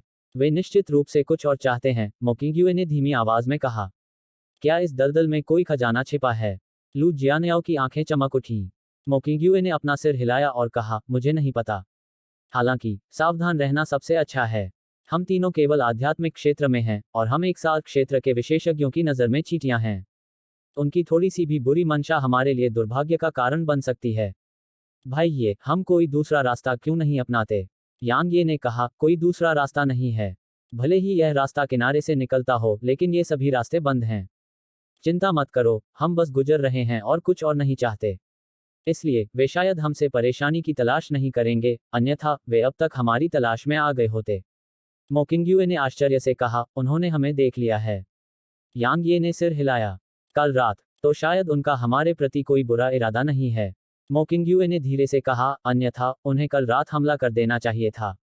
यांग ये ने कहा, बस इन सब बातों को नजरअंदाज करो। जो भी आएगा आएगा।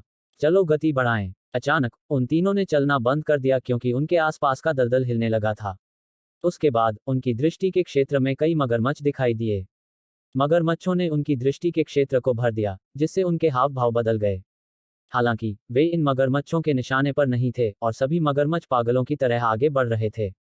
दलदल में मगरमच्छों का घना समूह घूम रहा था और यह एक अत्यंत आश्चर्यजनक दृश्य था। क्या कुछ हुआ है? मोकिंग्युए ने पूछा। यांग ये ने दूर की ओर देखा और कहा, उन्होंने एक सुनहरे खूनी मगरमच्छ को नाराज कर दिया है और इन सभी मगरमच्छों को उसी ने बुलाया है। मैंने देखा है और पूरा दलदली इलाका गतिविधि से भरा हुआ है। यह मगरमच्छों से भरा हुआ है। इसके अलावा आगे का रास्ता अवरुद्ध कर दिया गया है, इसलिए हम आगे नहीं जा सकते। एक सुनहरा हत्यारा मगरमच्छ, मोकिंग्युए ने कहा। मगरमच्छ राजा। उन्होंने वास्तव में मगरमच्छ राजा को अपमानित करने का साहस किया।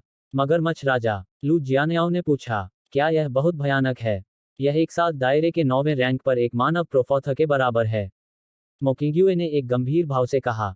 यह इस दलदल का अधिपति है। इसके अलावा एक उच्च श्रेणी का स्वर्ग रैंक का खजाना भी इसकी सुनहरी त्वचा को भेदने में सक्षम नहीं हो सकता है। भाई वे वास्तव में कौन हैं?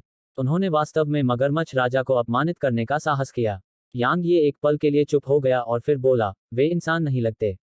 वे मानव नहीं हैं। महिलाएं दंग रह गईं और फिर मोकिंग्युए ने कहा, आप कह रही हैं कि वे राक्षस जानवर हैं? यांग ये ने कहा, मुझे भी ऐसा ही लगता है। इस तरह से यह समझ में आता है कि इन मगरमच्छों की त्वचा और आंतरिक कोर क्यों नहीं लिए गए हैं। क्योंकि राक्षस जानवर शायद ही कभी एक दूसरे के आंतरिक कोर को खाते हैं। मोकिंग्युए ने कहा। लू जियानियाओ ने कहा, अब हमें क्या करना चाहिए? हमें चले जाना चाहिए या नहीं? मोकिंग्यू ने यांग ये को देखा। यांग ये ने उन दोनों की तरफ देखा और फिर हल्की सी आह भरी। अगर वे दोनों न होते तो वह कभी भी यहां से निकल सकता था। लेकिन अब जब वे दोनों उसका पीछा कर रहे थे तो उसे और भी बहुत सी बातों पर विचार करना था। हालांकि वह वास्तव में उन्हें यहां छोड़ने में असमर्थ था। यांग ये एक पल के लिए चुप हो गया और फिर बोला, यह जगह दलदल के अंत से बहुत दूर नहीं है। चलो उड़कर चलते हैं। अगर तुम दोनों में गहरी ऊर्जा की कमी है तो मुझे पहले ही बता देना। उन दोनों ने सिर हिलाया। वे दोनों ऐसे ही उड़ने लगे और वे नीचे हो रही हर चीज को देख सकते थे। दलदल अभी भी अनगिनत खूनी मगरमच्छों से भरा हुआ था जो लगातार आगे बढ़ रहे थे और उन्होंने एक चौंकाने वाला और घना समूह बना लिया था। तीनों को लगभग 4 घंटे की उड़ान भरनी थी, तभी यांगे का चेहरा अचानक बदल गया और सफेद रोशनी की कुछ किरणें उनकी ओर तेजी से बढ़ीं। यांगे ने अपना हाथ बढ़ाया और उन दोनों को पकड़ लिया, इससे पहले कि उसका चेहरा चमकता हुआ जमीन पर गिरता। उसने कहा, यहाँ रहो और कहीं मत जाओ। मैं देखने जा रहा हूँ। जैसे ही उसने बोलना समाप्त किया, उसने उनके उत्तर की प्रतीक्षा भी नहीं की, इससे पहले कि उसकी आकृति चमक उठी और वह वहीं गायब हो गया। उन 3 मनुष्यों ने वास्तव में इसे चकमा दिया। एक आदमी ने थोड़ी उत्सुकता से उस दिशा की ओर देखा जहां यांगी का समूह अभी था। ओ कौन, यह तुम ही हो जो बहुत कमजोर थे? उस आदमी के बगल में खड़ा एक मजबूत तलवारधारी आदमी हंसते हुए बोला, तुम 3 स्पिरिट रियल डीप फोर्स से भी नहीं निपट सकते। तुम वाकई एक निराशा हो। वह आदमी थोड़ा अजीब है न? वह हमारी ओर तेजी से बढ़ रहा है। दिलचस्प है। पोकोंग नाम का आदमी मुस्कुराया। मजबूत आदमी ने घूंघट वाली महिला की ओर देखा जो दूर मगरमच्छ राजा के साथ बातचीत कर रही थी और कहा, जल्दी से उन मनुष्यों को खत्म करो। राजकुमारी लगभग बातचीत पूरी कर चुकी है। मेरी राय में बातचीत करने की कोई जरूरत नहीं है। अगर वे समर्पण करने को तैयार नहीं हैं, तो हमें उन्हें खत्म कर देना चाहिए। किसी भी मामले में वे केवल दलदल के भीतर ही रह सकते हैं और वे हमारे लिए बिल्कुल बेकार हैं। ओ जिंग, क्या तुम अब भी यह मानने से इनकार करते हो कि तुम मूर्ख हो? पोकोंग ने तिरस्कार के साथ कहा। वे मगरमच्छ जो वयस्कता तक नहीं पहुंचे हैं, वे स्वाभाविक रूप से हमारे लिए बेकार हैं, लेकिन वयस्क मगरमच्छों का क्या? वे भी हमारी तरह ही मानव रूप धारण कर सकते हैं। इसके अलावा इस दलदल की गहराई में अनगिनत कीमती खजाने हैं, तो क्या राजकुमारी के खजाने में और भी कीमती सामान नहीं होंगे जब हम उन्हें वश में कर लेंगे? ओ जिंग ने ठंडी आवाज में कहा, बकवास बंद करो और पहले उन इंसानों से निपटो। अगर उन्होंने राजकुमारी को परेशान किया तो तुम्हारी खाल जरूर खींच ली जाएगी। यह तो बस एक मानवीय आत्मा का क्षेत्र है। मुझे बस एक मौका चाहिए। पोकोंग ने सहजता से कहा। इस आसान काम में लापरवाही के कारण असफल न हो जाओ। ओ जिंग ने गंभीरता से कहा, वह इंसान काफी असामान्य लगता है। हाहा, मुझे कभी नहीं पता था कि तुम, पोजिंग, ऐसी बातों पर विचार करोगे। पोकोंग ने पोजिंग की ओर देखा और वह अतिशयोक्तिपूर्ण तरीके से बोला। इस बीच यांग ये उन दोनों के सामने आ गया था। यांग ये की नज़र पोकोंग पर टिकी थी क्योंकि पोकोंग ही वह था जिसने अभी हमला किया था। मानव बच्चा, तुम। पोकांग कुछ कहने ही वाला था कि उसके चेहरे के भाव बदल गए, क्योंकि उसके सामने खड़े मानव ने वास्तव में पहला हमला कर दिया था। यांग ये पोकोंग के सामने आया और फिर उसकी मुट्ठियां हवा में सीटी बजाती हुई पोकोंग के सिर पर टूट पड़ीं। वह ऐसा ही था, उसे परेशानी पैदा करना पसंद नहीं था और वह खुद को भी परेशानी में नहीं डालना चाहता था। हालांकि अगर कोई उसे अपमानित करने की हिम्मत करता तो वह उसे 10 गुना ज्यादा सजा देता। तुम मौत को दावत दे रहे हो। पोकोंग ने गुस्से से दहाड़ते हुए अपनी मुट्ठियां भी आगे की ओर पटक दी।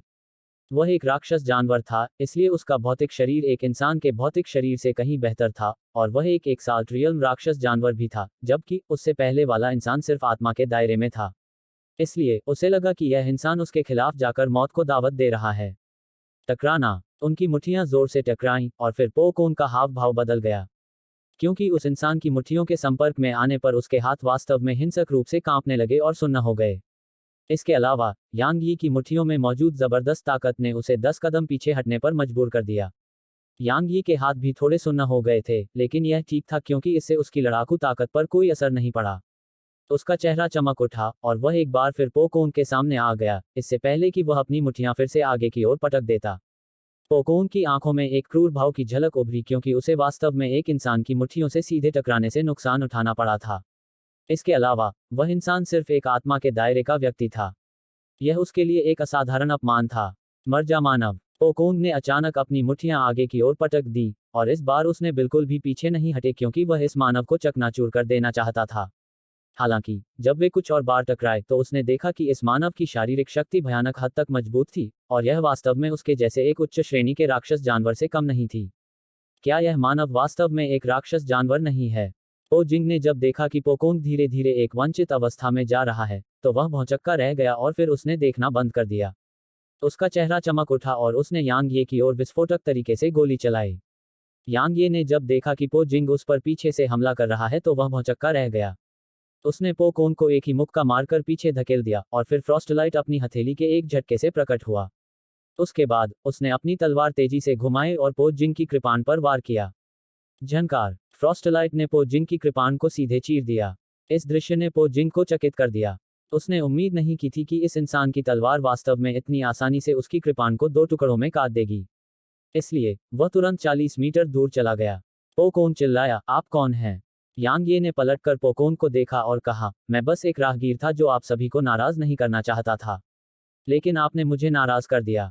जब ऐसा है तो बेहतर है कि आप दोनों को खत्म कर दिया जाए। जैसे ही उसने कहा, तलवार की एक धार उसकी तलवार के झटके से हिंसक रूप से निकली और वह तुरंत पोकोंग के सामने आ गई। पोकोंग की अभिव्यक्ति में तब भारी बदलाव आया जब उसने इस तलवार की धार की तेज आभा को महसूस किया। वह एक तलवार साधक है जिसने तलवार की मंशा को समझ लिया है। पोकोंग ने इसके खिलाफ जाने की हिम्मत नहीं की और इसके बजाय इसे चकमा दिया। अनुभव करना। यांग ये के पीछे से हवा के फटने की आवाज गूंज रही थी। यांग ये तेजी से घूमा और फिर फ्रॉस्टलाइट से तेजी से वार किया। पो जिंग, जिसने यांग ये पर यह आश्चर्यजनक हमला किया था, हैरान रह गया। उसने कल्पना भी नहीं की थी कि इस इंसान की प्रतिक्रिया वास्तव में इतनी तेज होगी। जैसे ही उसने उस तलवार को देखा जो बिजली के बोल्ट की तरह उसकी ओर वार कर रही थी, पो जिंग, जो अब हमले से बच नहीं सकता था, उसकी आंखों में एक क्रूर नजर थी और वह अपने मूल रूप में बदल गया। यांग यी के सामने एक 3 मीटर लंबा और 2 मीटर चौड़ा राक्षस प्रकट हुआ जिसका चेहरा मानव का और शरीर बैल का था। झनकार। यांग ये की तलवार बैल के काले कवच पर लगी, जिससे टक्कर के बिंदु से चिंगारी फूटने लगी, जबकि यांग ये कुछ कदम पीछे हट गया। अगले ही पल उसकी आकृति उसके सामने काले बैल की ओर चमक उठी। पो जिंग, जो अपने मूल रूप में लौट आया था, उसने इस हमले से बचने का विकल्प नहीं चुना और उसने छलांग लगाई और अपने शरीर को यांग ये की ओर पटक दिया। जैसे ही उनके हमले संपर्क में आए, पो जिंग की अभिव्यक्ति में भारी परिवर्तन आ गया, क्योंकि उसने महसूस किया कि एक अत्यंत तीव्र ऊर्जा ने उसे घेर लिया है, और उस तीव्र ऊर्जा के दमन के कारण वह वास्तव में उसका प्रतिरोध करने का इरादा जगाने में असमर्थ हो गया। कम से कम उसने 8वें स्तर की तलवार की मंशा को तो समझ लिया है। जब तक उसने इस बिंदु तक सोचा, पो जिंग ने पीछे हटने का इरादा जगाया था। हालांकि बहुत देर हो चुकी थी। यांग ये की तलवार उसके सींगों पर लगी थी और पो जिंग के सिर पर लगे 2 सींगों के हवा में उड़ने से पहले उसे व्यवहारिक रूप से कोई प्रतिरोध नहीं मिला। उसके बाद यांग ये ने अपना दाहिना पैर उठाया और पो जिंग के चेहरे पर जोर से नीचे गिराया और उसने पो जिंग को बीच हवा से जमीन पर गिरा दिया। टकराना। पो जिंग सीधे जमीन पर गिर पड़ा। यांग यी अभी दूसरा हमला करने ही वाला था कि तभी एक मीठी खुशबू की गंध उसकी नाक में घुसी और फिर उसने पलटकर देखा और अपने सामने उस परिचित महिला को देखा।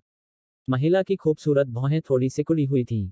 वह हमला करने ही वाली थी कि अचानक उसे कुछ नजर आया और उसने कहा, यांग ये। यांग यी हमला करने ही वाला था कि उसने उसकी आवाज सुनी और वह दंग रह गया। वह मुझे जानती है। अध्याय 518 सहयोग। महिला ने अपना घूंघट हटा दिया और यांग यी की आंखों के सामने एक बेहद खूबसूरत रूप प्रकट हो गया। यांग ये, ठीक है। मुझे तुम्हें तलवार सम्राट कहना चाहिए। बहुत दिनों बाद मिले। महिला ने मुस्कुराते हुए उसकी ओर देखा। यांग ये ने कड़वाहट से मुस्कुराया। उसने कभी नहीं सोचा था कि यह महिला वास्तव में यिन जुवान एर होगी जिसके बारे में वह लगभग भूल गया था। उसने कहा, मैंने कभी नहीं सोचा था कि यह मिस यिन होगी। कोई आश्चर्य नहीं कि मैंने दक्षिणी क्षेत्र में आपके बारे में कुछ नहीं सुना। इसलिए आप केंद्रीय क्षेत्र में आ गए हैं। यह जुवान एर है। यिन जुवान एर ने उसे घूर कर देखा और फिर वह उसके पास चली गई और अपने चेहरे पर मुस्कान के साथ बोली, तुमने मेरे बारे में नहीं सुना है, लेकिन मैं अक्सर तुम्हारे बारे में अफवाहें सुनती हूँ। जैसे कि तुमने अकेले ही फ्लावर पैलेस पर हमला किया और यहाँ तक कि उसके पूर्वजों की कब्रों को भी नष्ट कर दिया, या कैसे तुमने केंद्रीय क्षेत्र में अपना रास्ता बनाया और यहाँ के सभी प्रतिभाशाली लोगों को अपना नाम सुनते ही डर से कांपने पर मजबूर कर दिया। पति, तुम वाकई प्रभावशाली हो, जैसा कि मेरे पति से उम्मीद थी। पति। पो जिंग और पोकांग के हाव भाव बदल गए और यांग ये के प्रति उनकी निगाहें और भी अधिक शत्रुतापूर्ण हो गईं।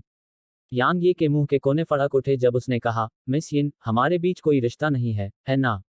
पति। उसके चेहरे पर मुस्कान तुरंत एक पीड़ादायक अभिव्यक्ति में बदल गई और उसकी आंखों पर धुंध की एक परत भी थी जब उसने कहा, क्या?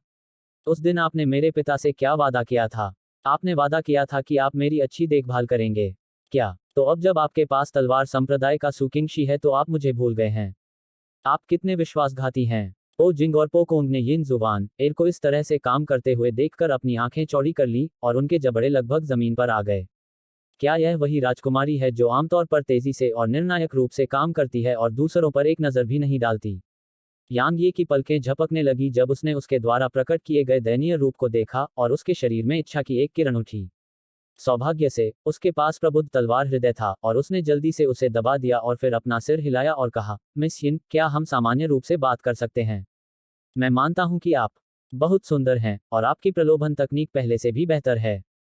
हालांकि, आपको स्पष्ट रूप से पता होना चाहिए कि मैं एक तलवार साधक हूं, और मैं एक ऐसा व्यक्ति हूं जिसने तलवार की मंशा और प्रबुद्ध तलवार हृदय को समझ लिया है। क्या आपको लगता है कि इसका मुझ पर कोई प्रभाव पड़ेगा? प्रलोभन तकनीक। आप कह रहे हैं कि मैंने आपके खिलाफ प्रलोभन तकनीक का इस्तेमाल किया। यिन जुवान एर ने पलकें झपकाईं और खुद को हंसने से नहीं रोक सकी। यांग यी इस पर चुप रहे। ठीक है, हमने बहुत लंबे समय से एक दूसरे को नहीं देखा है और मुझे तुमसे बहुत सी बातें पूछनी हैं। मुझे लगता है कि तुम्हारे पास भी मुझसे पूछने के लिए बहुत सी बातें हैं, है ना? यिन जुबान एर ने मुस्कुराते हुए कहा, आओ, मैंने अभी अभी इस दलदल के हत्यारे मगरमच्छों को वश में किया है, तो चलो इसके महल में चलते हैं। बोलते समय, उसने यांग ये की बांह को अपने हाथों में लपेटने और दूर की ओर चलने में बिल्कुल भी संकोच नहीं किया। मेरे दो दोस्त हैं, पो जिंग, पो कोंग, जाओ और मेरे पति के दोस्तों को महल में ले आओ। विनम्र बने रहना याद रखना, नहीं तो मैं तुम दोनों को जिंदा ही मार दूंगी। Dot dot dot. दलदल के तल पर एक बहुत ही भव्य महल था और यांग ये इसे देखकर काफी आश्चर्यचकित था क्योंकि उसने उम्मीद नहीं की थी कि दलदल के नीचे एक और दुनिया होगी। जैसे ही उसने अपने सामने भव्य महल को देखा, यिन जुवान एर जो यांग ये का हाथ पकड़े हुए थी, ने सिर हिलाया और फिर उसने अपने सामने खड़े आदमी से कहा जो पूरी तरह से सुनहरे तराजू से ढका हुआ था, जिन शाह, मैंने कभी उम्मीद नहीं की थी कि आपने जमीन के नीचे इतना भव्य महल बनाया होगा। मुझे लगता है कि इसके अंदर बहुत सारा खजाना है ना? जिनशा नामक व्यक्ति के चेहरे पर थोड़ी असहजता थी, क्योंकि उसने जो भी खजाने इकट्ठा किए थे, वे जल्द ही उसके नहीं रह जाएंगे। यिन जुबान एर ने उस पर कोई ध्यान नहीं दिया और वह बस यांग ये का हाथ खींचकर दूर चली गई। जब मैं अभी भी दक्षिणी क्षेत्र में था, तो ग्रैंड प्रीसेप्टर को पता चला कि दक्षिणी क्षेत्र में बहुत अराजकता होगी, इसलिए उन्होंने क्षेत्रों के बीच की बाधा को तोड़ दिया और मुझे केंद्रीय क्षेत्र की यात्रा करने की अनुमति दी। मैं मूल रूप से आपको अपने साथ ले जाना चाहता था क्योंकि आपके पास जो प्राकृतिक प्रतिभा थी, वह निश्चित रूप से आपको केंद्रीय क्षेत्र में प्रमुखता तक ले जाएगी। हालांकि, मुझे पता था कि आप मेरे साथ नहीं आएंगे, और अगर मैंने आपको मेरे साथ आने के लिए मजबूर किया तो आप हमेशा के लिए मुझसे नफरत करेंगे। यिन जुबान एर ने महल के भीतर धीरे से बात की। महागुरु को पता था। यांग ये ने भौहें सिकोड़ी। यिन जुबान एर ने यांग ये का हाथ खींचा और जिनशा के खजाने की ओर चलते हुए कहा, बेशक उसने ऐसा किया। यह ग्रैंड प्रीसेप्टर ही था जिसने लुओ जून को नश्वर सम्राट बनने में मदद की थी। लेकिन चिंता मत करो, हम उसके मामले में एक ही पक्ष में नहीं हैं, और हम बस एक दूसरे का इस्तेमाल कर रहे थे। यांग ये ने हल्की सी आह भरी और कहा, आपका उद्देश्य ग्रैंड किन साम्राज्य और दक्षिणी क्षेत्र की 6 महान शक्तियों को नष्ट करना है ना? यिन जुवान एर ने अपना सिर हिलाया और मुस्कुराए। यह हमारा एकमात्र उद्देश्य नहीं है। हमारा मुख्य उद्देश्य अपने राज्य का पुनर्निर्माण करना है। एक राज्य का पुनर्निर्माण। यांग ये कुछ कहने ही वाला था कि यिन जुवान एर ने उसे बीच में टोक दिया। हम यहाँ हैं। आइए देखें कि किलर क्रोकोडाइल कबीले के पास क्या खजाने हैं। ठीक है, आप जो चाहें ले सकते हैं। आप मेरे पति हैं, इसलिए जो मेरा है वह आपका है। जिनशा के पास बहुत सारा खजाना था। वहाँ सभी प्रकार की जड़ी बूटियां और दुर्लभ अयस्क थे, और यहाँ तक कि कुछ मानव खजाने भी थे। हालांकि वे सभी व्हाइट ड्रैगन के निवास के भीतर के खजानों की तुलना में बेहद कमतर थे। आखिरकार उनके द्वारा इस्तेमाल किया जाने वाला सबसे कमजोर हथियार एक छद्म दाव कलाकृति थी, इसलिए साधारण चीजें उनके लिए बिल्कुल भी आकर्षक नहीं थीं। अचानक यांग यी की नज़र एक क्रिस्टलीय मास्क पर पड़ी। वह आगे बढ़ा और उसे उठा लिया। छूने पर यह चिकना और बहुत मुलायम लगा। वह मुखौटा, जेड मास्क, कुछ ऐसा है जो मैंने एक मानव प्रगाढ़ व्यक्ति से प्राप्त किया था। जिनशा ने कहा, यह एक मध्यम श्रेणी का स्वर्ग रैंक खजाना है, और इसे पहनने के बाद दूसरे लोग आपका चेहरा स्पष्ट रूप से नहीं देख पाएंगे। इसके अलावा आप जरूरत पड़ने पर अपना रूप भी बदल सकते हैं। हालांकि यह बहुत ज्यादा मात्रा में प्रगाढ़ ऊर्जा को खत्म कर देता है। यह मेरी उपस्थिति बदल सकता है। यांग ये मुस्कुराया और फिर उसने मुखौटा को अपनी स्थानिक अंगूठी के भीतर रख दिया, जबकि जिनशा ने अनिच्छा से उसे देखा, और फिर यांग ये ने कहा, चूंकि वह मुखौटा एक मध्य श्रेणी का स्वर्ग रैंक खजाना है, इसलिए इसका प्रभाव शायद इतना सरल नहीं है ना? जब उस समय उस मानव ने मुखौटा सक्रिय किया, तो उसने अनगिनत मुखौटा प्रेत बनाए, और उनमें से हर एक में काफी मजबूत आक्रामक क्षमताएं थीं। हालांकि वे मेरी सुरक्षा को भेदने में सक्षम नहीं थे। जिनशा ने थोड़े गर्व के साथ कहा। यिन जुवान एर ने कहा, जिनशा, जाओ अपने कबीले के सभी वयस्क हत्यारे मगरमच्छों को इकट्ठा करो और उन्हें बाहर मेरा इंतजार करने के लिए कहो। जिनशा ने अनिच्छा से उन सभी खजानों पर नजर डाली, और फिर वह कमरे से बाहर चला गया। यांग ये मुस्कुराया, मुझे तो वह बिल्कुल अनिच्छुक लग रहा है। यिन जुवान एर ने कहा, वह ऐसा करेगा। अगर वह सचमुच तैयार नहीं है, तो मैं उसे मार दूंगी। यांग ये ने उसकी ओर देखा और कहा, मिस यिन, मुझे लगता है कि आप मुझे यहाँ सिर्फ कुछ खजाना लेने के लिए नहीं लाई हैं, है ना? आप जानती हैं कि मैं कैसा हूँ। मुझे दूसरों की तारीफ करना बिल्कुल पसंद नहीं है, इसलिए अगर आपको कुछ कहना है तो मुझे बताइए। यिन जुवान एर ने यांग ये की बांह छोड़ दी, और फिर उसने उसका सामना किया और गंभीरता से कहा, मैंने अभी तुमसे कहा था कि मैं अपना राज्य फिर से बनाना चाहती हूँ, और मुझे उम्मीद है कि तुम इसमें मेरी मदद करोगे। बेशक, मैं तुम्हें बिना किसी मदद के मजबूर नहीं करूंगी, और तुम अपनी शर्तें बता सकती हो। अगर तुम वाकई मेरे पति बनना चाहते हो, तो भी यह पूरी तरह से असंभव नहीं है। किसी भी मामले में तलवार सम्राट के रूप में तुम्हारी पहचान तुम्हें मेरे योग्य बनाती है। वह यांग ये की अपील के बारे में बहुत स्पष्ट रूप से जानती थी, और वह निश्चित रूप से अनगिनत तलवार साधकों को अपनी ओर आकर्षित कर सकता था। तुम्हारा पति बन जाऊं? यांग ये ने अपना सिर हिलाया और हंसा। मिस यिन, तुम्हारा मतलब है कि मैं तुम्हारी कठपुतली बन जाऊं, है ना? मेरे पास तुम्हें अपनी कठपुतली बनाने की क्षमता नहीं है। यिन जुवान र ने कहा, अगर तुम तैयार हो तो हम वाकई शादी कर सकते हैं। हालांकि तुम्हें मेरे शांग कबीले में शादी करनी होगी। एक बार जब मैं राज्य के पुनर्निर्माण में सफल हो जाऊंगा, तो हमारा भावी बच्चा शांग राजवंश का सम्राट होगा। इसके अलावा, अगर तुम सहमत हो, तो मैं विश्व पोर्ट्रेट को जब्त करने में तुम्हारी मदद करने के लिए अपनी शक्ति के भीतर सब कुछ करूंगा। यांग ये ने मना नहीं किया और न ही सहमति जताई, और उसने बस पूछा, आखिर तुम मुझसे क्या चाहती हो? यांग ये ने नहीं सोचा था कि वह उससे प्यार करने लगी है, इसलिए अगर वह उसे अपनी तरफ खींचने के लिए खुद को बलिदान करने को तैयार थी, तो वह निश्चित रूप से कुछ चाहती थी। तुम्हारा भविष्य, यिन जुवान र ने कहा, अगर मैं कहूं कि ऐसा इसलिए हुआ क्योंकि मैं तुमसे प्यार करती थी, तो मैं भी इस पर विश्वास नहीं करूंगी। भले ही मेरे मन में तुम्हारे बारे में अच्छी धारणा है, लेकिन यह वास्तव में प्यार के रूप में वर्णित करने की सीमा तक नहीं है। लेकिन यह ठीक है क्योंकि मैं तुमसे नफरत नहीं करती। जहां तक भावनाओं की बात है, वे ऐसी चीजें हैं जिन्हें समय के साथ बढ़ावा दिया जा सकता है। क्या होगा अगर मैं भविष्य में असफल हो जाऊं या आपको निराश करूं? यांग ये ने चेहरे पर मुस्कान के साथ कहा। यिन जुवान एर मुस्कुराए। तो फिर मैं अंधे होने के लिए सिर्फ खुद को ही दोषी ठहरा सकती हूं। यांग ये कुछ देर के लिए चुप हो गया और फिर बोला, मिस यिन, मुझे लगता है कि मुझे आपके शांग कबीले में शादी करने की कोई जरूरत नहीं है। आप अपना राज्य फिर से बनाना चाहती हैं, जबकि मैं बदला लेना चाहता हूं, इसलिए अभी के लिए हमारे उद्देश्य एक दूसरे के अनुरूप हैं। चूंकि यह ऐसा है, तो हम बस सहयोग कर सकते हैं। आप क्या सोचती हैं? सहयोग करेंगे। यांग ये ने सिर हिलाया और कहा, चूंकि आप केंद्रीय क्षेत्र में आए हैं, इसलिए मुझे लगता है कि आपके पास निश्चित रूप से भव्य योजनाएं हैं।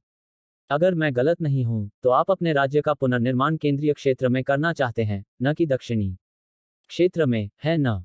हाँ, यिन जुबान एयर ने कहा, दक्षिणी क्षेत्र में ऊर्जा की कमी हो रही है, और देर सवेर इसे छोड़ दिया जाएगा। यांग ये ने कहा, यदि आप केंद्रीय क्षेत्र में अपने राज्य का पुनर्निर्माण करना चाहते हैं, तो आपको निश्चित रूप से महान हान साम्राज्य के खिलाफ जाना होगा, क्योंकि वह विशालकाय आपको अपनी नाक के नीचे अपने राज्य का पुनर्निर्माण करने की अनुमति बिल्कुल नहीं देगा। चूंकि यह ऐसा है, तो हमारा एक साझा दुश्मन है, और इस तरह हम महान हान साम्राज्य के खिलाफ सेना में शामिल हो सकते हैं। आप क्या सोचते हैं? यिन जुबान एयर ने कहा, आखिरकार आप मुझसे शादी नहीं करना चाहते हैं, है ना? यांग ये ने कहा, मिस यिन, क्या आपको लगता है कि अगर हम अपने अपने उद्देश्यों के कारण एक हो जाएं तो हम खुश रहेंगे? इसके अलावा, मैं पहले से ही शादीशुदा हूं।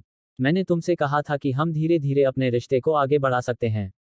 यिन जुबान र ने कहा, तुम्हारी पत्नियों के बारे में क्या? मेरे पिता की अनगिनत पत्नियां थीं। यांग ये अवाक रह गया। कुछ देर बाद यांग ये ने गंभीरता से कहा, मिस यिन, आप मुझसे वास्तव में क्या चाहती हैं? मैं तुम्हारे लिए बच्चे पैदा करना चाहती हूँ। यिन जुबान एयर ने उसकी ओर देखा। यांग ये ने भौहें सिकुड़ी, जबकि यिन जुबान एयर ने मुस्कुराते हुए कहा, ठीक है, मैं मजाक कर रही थी। चूंकि तुम सहयोग करना चाहते हो, तो हम करेंगे। किसी भी मामले में, मैं वर्ल्ड पोर्ट्रेट के लिए भी लड़ने जा रही हूँ। इसलिए, अगर हम साथ मिलकर काम करेंगे तो हम निश्चित रूप से सफल हो पाएंगे। आप इसके लिए भी लड़ने जा रहे हैं?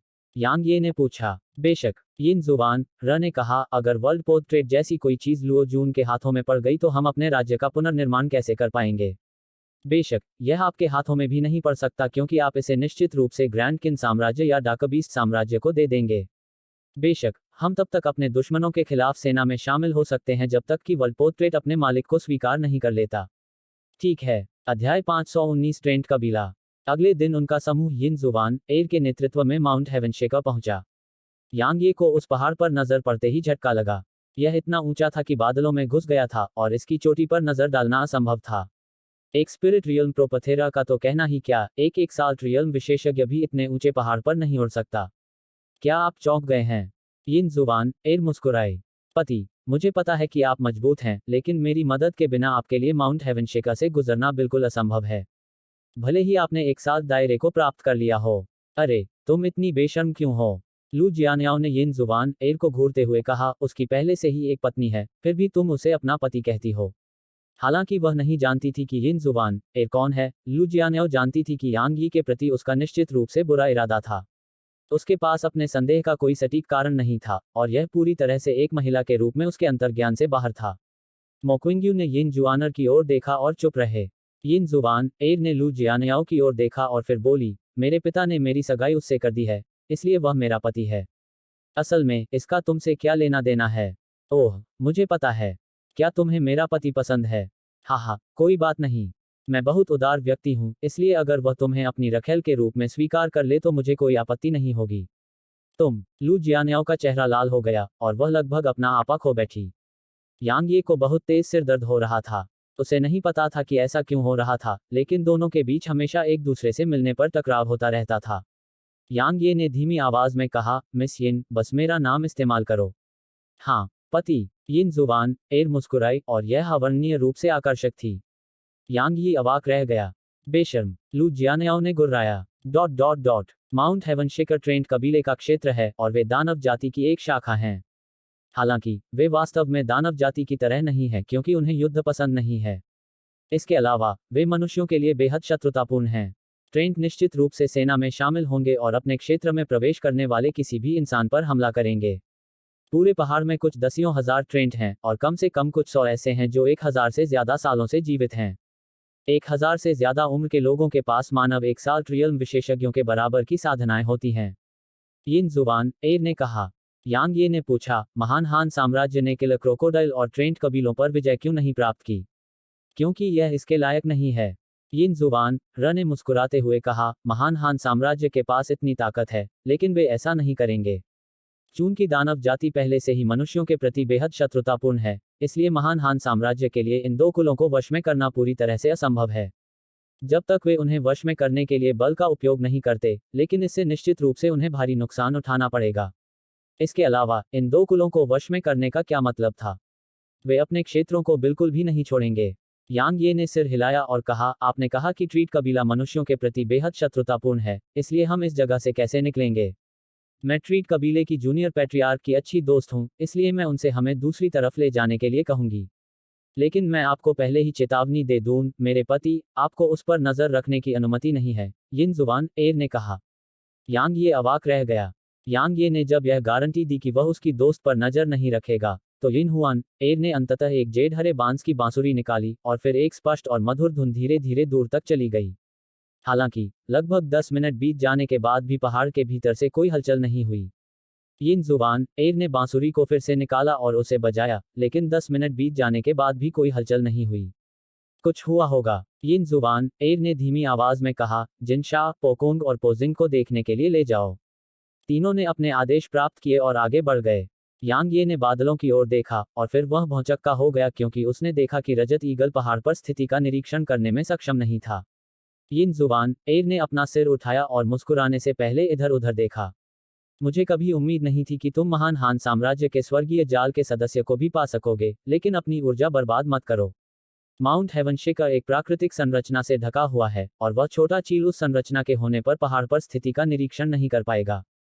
एक प्राकृतिक संरचना, तो यही कारण है। यांग ये ने पहाड़ की ओर देखा और कहा, अगर मैं गलत नहीं हूं, तो शायद वहां कुछ हुआ है, क्योंकि मैंने पहाड़ के चारों ओर ऊर्जा के उतार चढ़ाव देखे हैं। चलो अंदर चलते हैं। चलो थोड़ी देर प्रतीक्षा करते हैं। यिन जुवान र ने कहा, चलो जिनशा और अन्य लोगों की प्रतीक्षा करते हैं। अगर ट्रेंट कबीले में कुछ नहीं हुआ और हम जल्दबाजी में प्रवेश करते हैं, तो वे निश्चित रूप से हम पर हमला करेंगे। यांग ये ने एक पल के लिए गहराई से सोचा और फिर सिर हिलाकर कहा, ठीक है। 1 घंटे बाद जिनशा, पोकोंग और पोजिंग उनके सामने आए, लेकिन पोकोंग और पोजिंग दोनों घायल हो गए थे।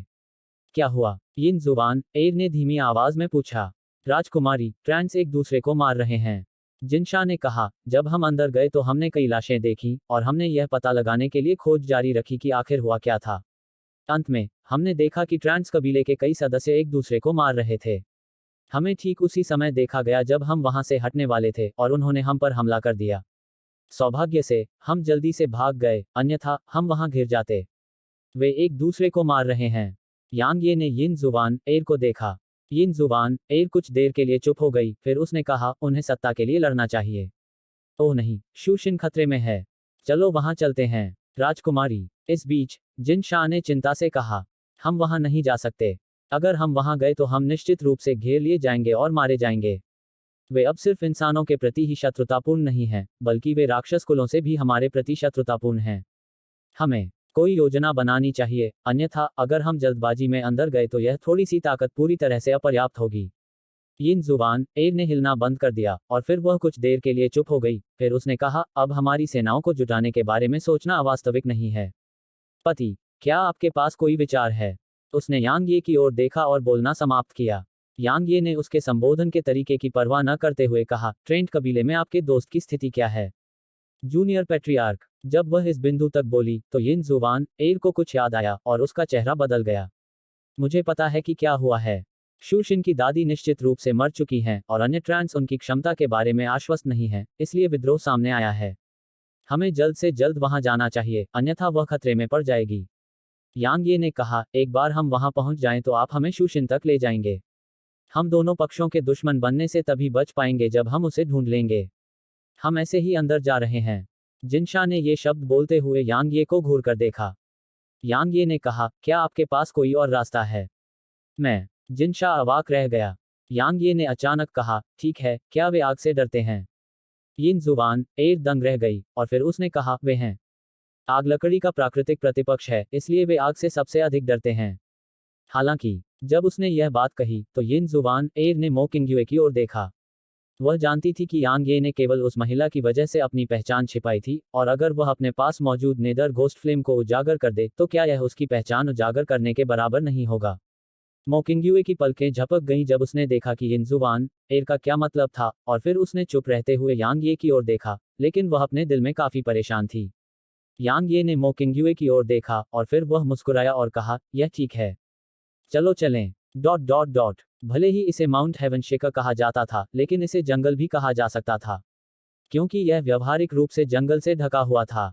घने जंगल में प्रवेश करते ही वे तुरंत ट्रांस के एक समूह से घिर गए, लेकिन ये ट्रांस बहुत मजबूत नहीं थे और केवल स्पिरिट रियल्म डीपॉफस के बराबर थे। तुम सब कौन हो? मेरे ट्रेंट कबीले के इलाके में घुसने की तुम्हारी हिम्मत कैसे हुई? आगे चल रहा ट्रेंट, जो एक मानव चेहरे वाला पेड़ था, उन पर चिल्लाया। यांग ये ने उस शैतान पर कोई ध्यान नहीं दिया और उसने सिर्फ यिन जुवान एर को देखा और कहा, क्या तुम्हें पता है कि तुम्हारा दोस्त कहाँ है? उसने सिर हिलाया और कहा, उसे पहाड़ की चोटी पर ट्रेंट पैलेस में होना चाहिए। यहीं पर ट्रेंट कबीले के मुखिया का निवास है और यह पहाड़ पर सबसे सुरक्षित जगह है। चाहे आप कोई भी हों, कृपया अभी हमारे ट्रेंट कबीले के क्षेत्र को छोड़ दें, अन्यथा हमें निर्दयी होने का दोष न दें। अग्रणी ट्रेंट ने चिल्लाया। आपके ट्रेंट कबीले में वास्तव में क्या हुआ है? क्या आपका जूनियर कुलपति सुरक्षित है? यिन जुवान र ने पूछा। तुम अगुवाई करने वाला अगुआ हैरान और गुस्से से बोला। तुम कौन हो? यांग ये ने कहा, उस पर अपनी सांसें क्यों बर्बाद कर रहे हो?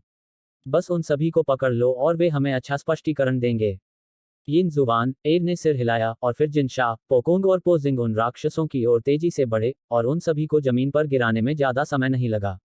यांग ये उस ट्रेंट के पास गया जो समूह का नेतृत्व कर रहा था, और वह उन सभी को देखकर थोड़ा अवाक रह गया जो मौत के कगार पर थे। जिनशा ने उन पर बहुत जोर से प्रहार किया था और इसने लगभग इन लोगों की जान ले ली थी।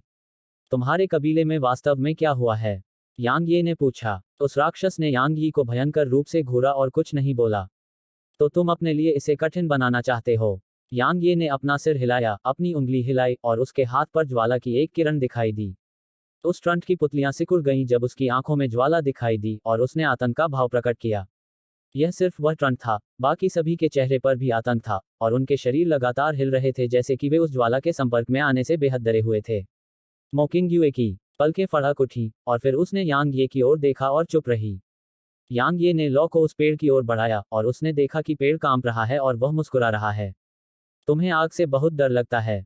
कोई बात नहीं, मैं तुम्हें जाने दूंगा अगर तुम मुझे बता दो कि मुझे क्या पता है, ठीक है? मैं राक्षस जिद्दी बनना चाहता था, लेकिन यांग ये ने नेदर घोस्ट फ्लेम को उसके करीब ले आया और उसने तुरंत यांग ये के दबाव के आगे घुटने टेक दिए। कुछ ही समय में यांग यी और अन्य लोगों को पता चल गया कि क्या हुआ था। यह वैसा ही हुआ जैसा यिन जुवान एर ने अनुमान लगाया था। ट्रेंट कबीले के भीतर विद्रोह उठ खड़ा हुआ था। यह अंतिम कुलपति की पोती होनी चाहिए थी जिसे ट्रीट कबीले में कुलपति या राजा का पद विरासत में मिला था। हालांकि अंतिम कुलपति की पोती जो यिन जुवान एर की दोस्त थी, शूशिन, वास्तव में बहुत कमजोर थी। उसकी ताकत केवल एक स्पिरिट रियल्म प्रोफेसर के बराबर थी। इसलिए कई लोग निश्चित रूप से एक स्पिरिट रियल्म प्रोफेसर को एक ऐसे कबीले पर शासन करने की अनुमति देने के लिए तैयार नहीं थे जिसके पास 100 से अधिक एक्साल्ट रियल्म विशेषज्ञ थे।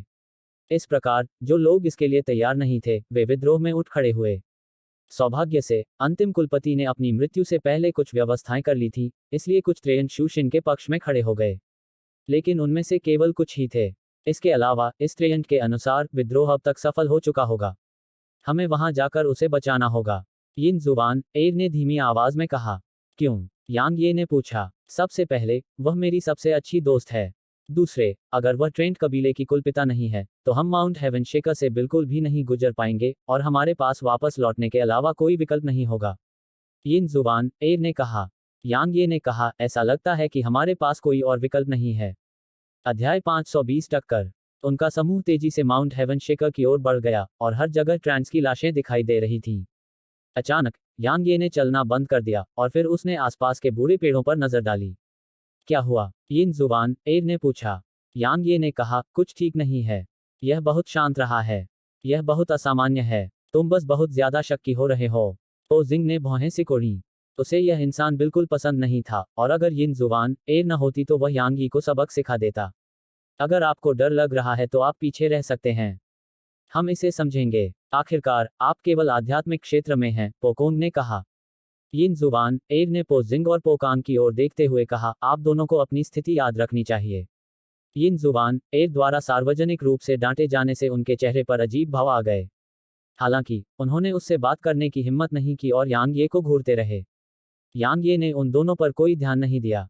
वह बस एक पेड़ के पास गया, 2 सांसों तक उसे देखता रहा और फिर अचानक अपनी मुट्ठी पेड़ पर जोर से पटक दी।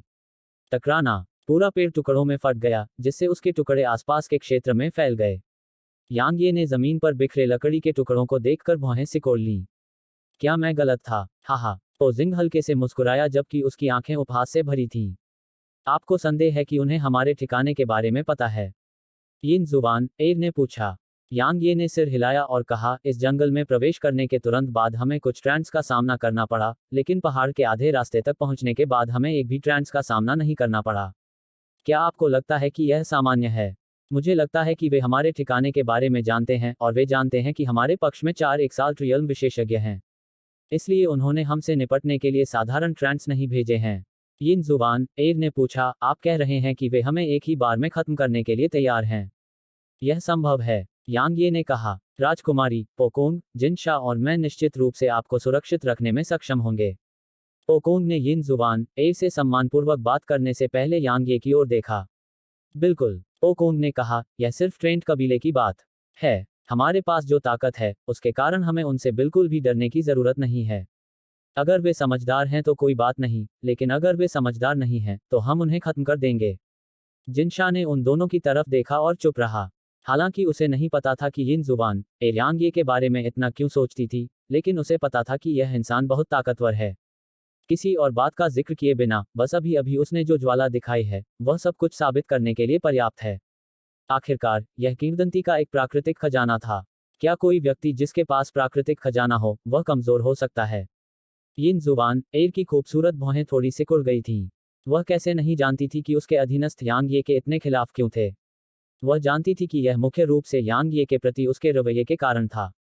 या अधिक सटीक रूप से कहें तो, उन्हें लगा कि यांग ये उसके लायक नहीं है। अंत में, वे उसकी ओर से सोच रहे थे।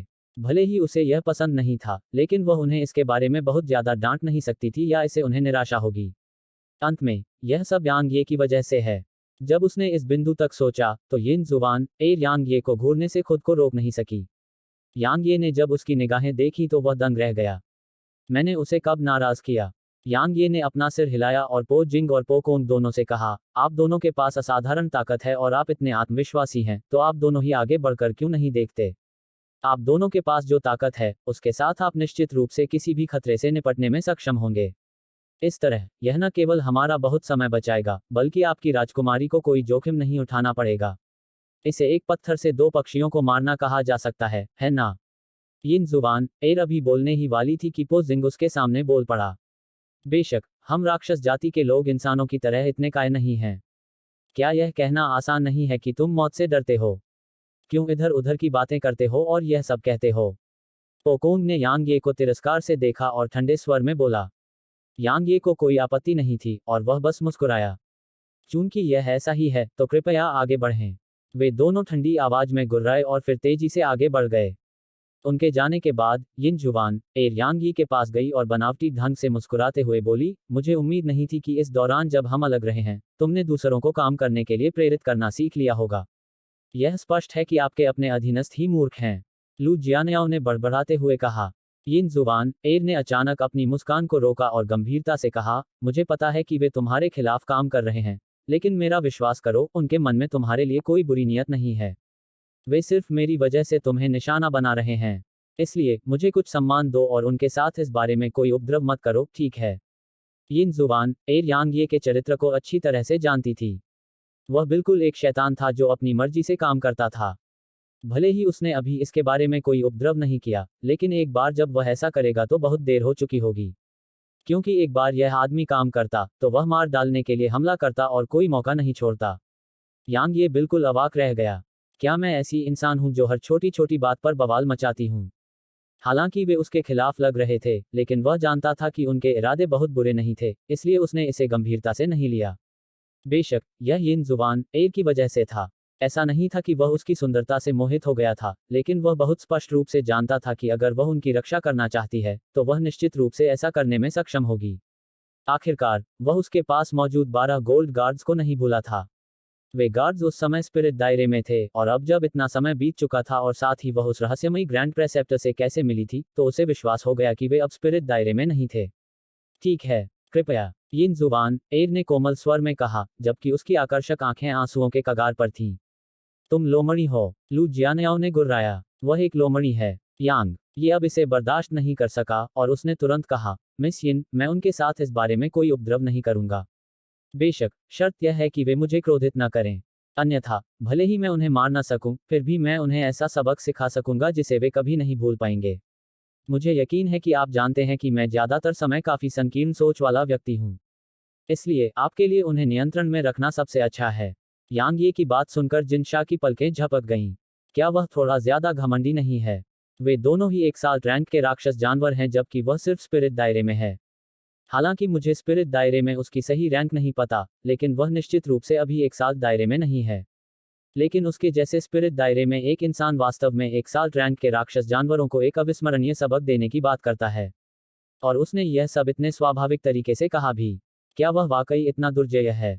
यिन जुबान एयर कुछ देर के लिए चुप हो गई, फिर बोली, जब यहाँ सब कुछ हो जाएगा तो मैं उनसे वापस जाने के लिए कहूंगी। यांग ये ने कहा, इसकी कोई ज़रूरत नहीं है। जब तक वे मेरे खिलाफ काम करना बंद नहीं कर देते तब तक सब ठीक है। ठीक है, चलो अब इस बारे में बात नहीं करते और जल्दी करते हैं, वरना अगर तुम्हारे उस दोस्त को कुछ हो गया तो यह हमारे लिए परेशानी का सबब बन जाएगा। यिन हुआन ने सिर हिलाया। वे दोनों लगभग 2 घंटे तक आगे बढ़ते रहे। अचानक पोजिंग की आवाज सामने से गूंजी। उनके हाव भाव बदल गए और वे तेजी से चलने लगे। उनके सामने जो दृश्य दिखाई दिया उसने उनके हाव भाव फिर से बदल दिए। पोकोंग और पोजिंग को एक हाथ जितनी मोटी बेलों से कसकर बांधा गया था और उनके चारों ओर 100 से ज्यादा ट्रांस थे। इसके अलावा उनमें से 5 ट्रांस असाधारण रूप से आकर्षक थे, क्योंकि वे वास्तव में 5 मीटर लंबे थे और उन्हें लपेटने के लिए कम से कम 5 लोगों को अपने हाथों को एक साथ पकड़ना पड़ता था। यिन जुबान एयर की अभिव्यक्ति बदल गई जब उसने यह दृश्य देखा, और वह हमला करने ही वाली थी कि यांग ये ने उसे रोक दिया, इससे पहले कि वह संकेत दे कि उसे चारों ओर देखना चाहिए। यिन जुबान एयर ने चारों ओर देखा और आश्चर्य से देखा कि उनके आसपास के साधारण पेड़ वास्तव में जीवित हो गए थे और वे पूरी तरह से पेड़ों से घिरे हुए थे। मानव अग्रणी ट्रेंट ने यांग यी के 3 लोगों के समूह को देखा और तुरंत उसकी आंखों में हत्या की मंशा प्रकट हुई। जैसे उसने कहा, क्या आप नहीं जानते कि मेरा ट्रेंट कबीला मनुष्यों का स्वागत नहीं करता है? जैसे ही उसने यह कहा, अचानक उसमें से 3 बेलें निकलीं और तुरंत यांग ये, लू जियाने और मोकिंग्यू के सामने आ गईं। एक प्रकाश की किरण चमकी। हिस हिस हिस। उन लताओं को तुरंत ही काटकर अलग कर दिया गया। प्राप्त करना और उसका प्रतिदान न करना असभ्यता है। यांग ये ने तेजी से उस ट्रंट की ओर फ्रॉस्टलाइट फेंकी और बैंगनी तलवार क्यूई की एक धार हिंसक रूप से बाहर निकली। सभी ने केवल बैंगनी प्रकाश की एक किरण को चमकते देखा, इससे पहले कि उस ट्रंट की छाती पर एक छेद दिखाई देता। इसके अलावा उस छेद से हल्के हरे रंग का एक तरल धीरे धीरे बह रहा था। सभी ट्रांस के हाव भाव बदल गए और आगे चल रहे ट्रांस के हाव भाव भी काफी बदल गए। उसने उम्मीद नहीं की थी कि इस इंसान की तलवार की क्यूई वास्तव में इतनी तेज और तीखी होगी। न केवल वह इससे बचने में असमर्थ था, बल्कि इसने इतनी आसानी से उसकी सुरक्षा को तोड़ दिया था। यांग ये ने भौहें सिकुड़ी, क्योंकि उसने देखा कि उसने उस ट्रंट के शरीर में छेद तो कर दिया था, लेकिन उस व्यक्ति पर इसका कोई असर नहीं हुआ था। लेकिन यह समझ में आया क्योंकि ट्रंट के आकार की तुलना में वह छेद वाकई बहुत छोटा था। यह एक छोटे मच्छर के काटने जैसा था। एक तलवार साधक, एक दुर्जय तलवार साधक, अगुवाई करने वाले ट्रेंट ने धीमी आवाज में कहा, मानव, तुम मेरे ट्रेंट कबीले के क्षेत्र में क्यों आए हो? हम यहाँ शूशिन को देखने आए हैं। यिन जुबान र ने कहा, मैं उसकी दोस्त हूँ, मैं 9 पूंछ वाली लोमड़ी कबीले से हूँ। ट्रेंट की आंखें थोड़ी सिकुड़ गईं। उसने यिन जुबान एयर और जिनशा को देखा, जो यिन जुबान एयर के पीछे खड़े थे, इससे पहले कि उसकी नजर अंत में यांग ये पर पड़ी। उसने कहा, वह आज मेहमानों से मिलने के लिए फ्री नहीं है, किसी और दिन वापस आएं। यांग ये ने कहा, अगर हम जिद करें तो क्या होगा? ट्रेंट का चेहरा उतर गया और उसने कहा, मानव, मैं मानता हूं कि तुम बहुत ताकतवर हो, लेकिन तुम्हें यह समझना चाहिए कि यह ट्रेंट कबीले का क्षेत्र है। मैं इस 9 पूंछ वाले लोमड़ी के लिए आप सभी को सुरक्षित रूप से जाने दे रहा हूं, इसलिए जब 1 इंच दिया जाए तो 1 गज भी लेने की कोशिश मत करना। अन्यथा मुझे बस आदेश देना है और तुम सभी खाद बन जाओगे। हम सिर्फ शूशिन को देखना चाहते हैं।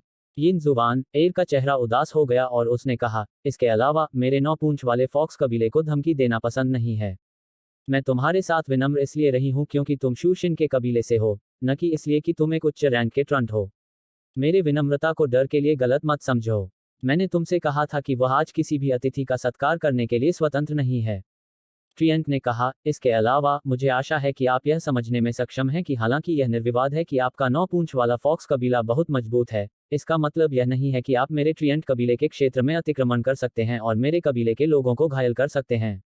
आप सभी बहुत ज्यादा बातें करते हैं। मैं वास्तव में इसे और सहन नहीं कर सकता। यांग ये ने अपना सिर हिलाया जैसे ही उसने अपना हाथ घुमाया और नेदर घोस्ट फ्लेम उसकी हथेली में प्रकट हो गई। हेलो दोस्तों, आप सभी लोगों से एक रिक्वेस्ट है कि कृपया MP स्टोरी बॉय चैनल को सब्सक्राइब करें और वीडियो को लाइक करें। कमेंट करना मत भूलिए। धन्यवाद।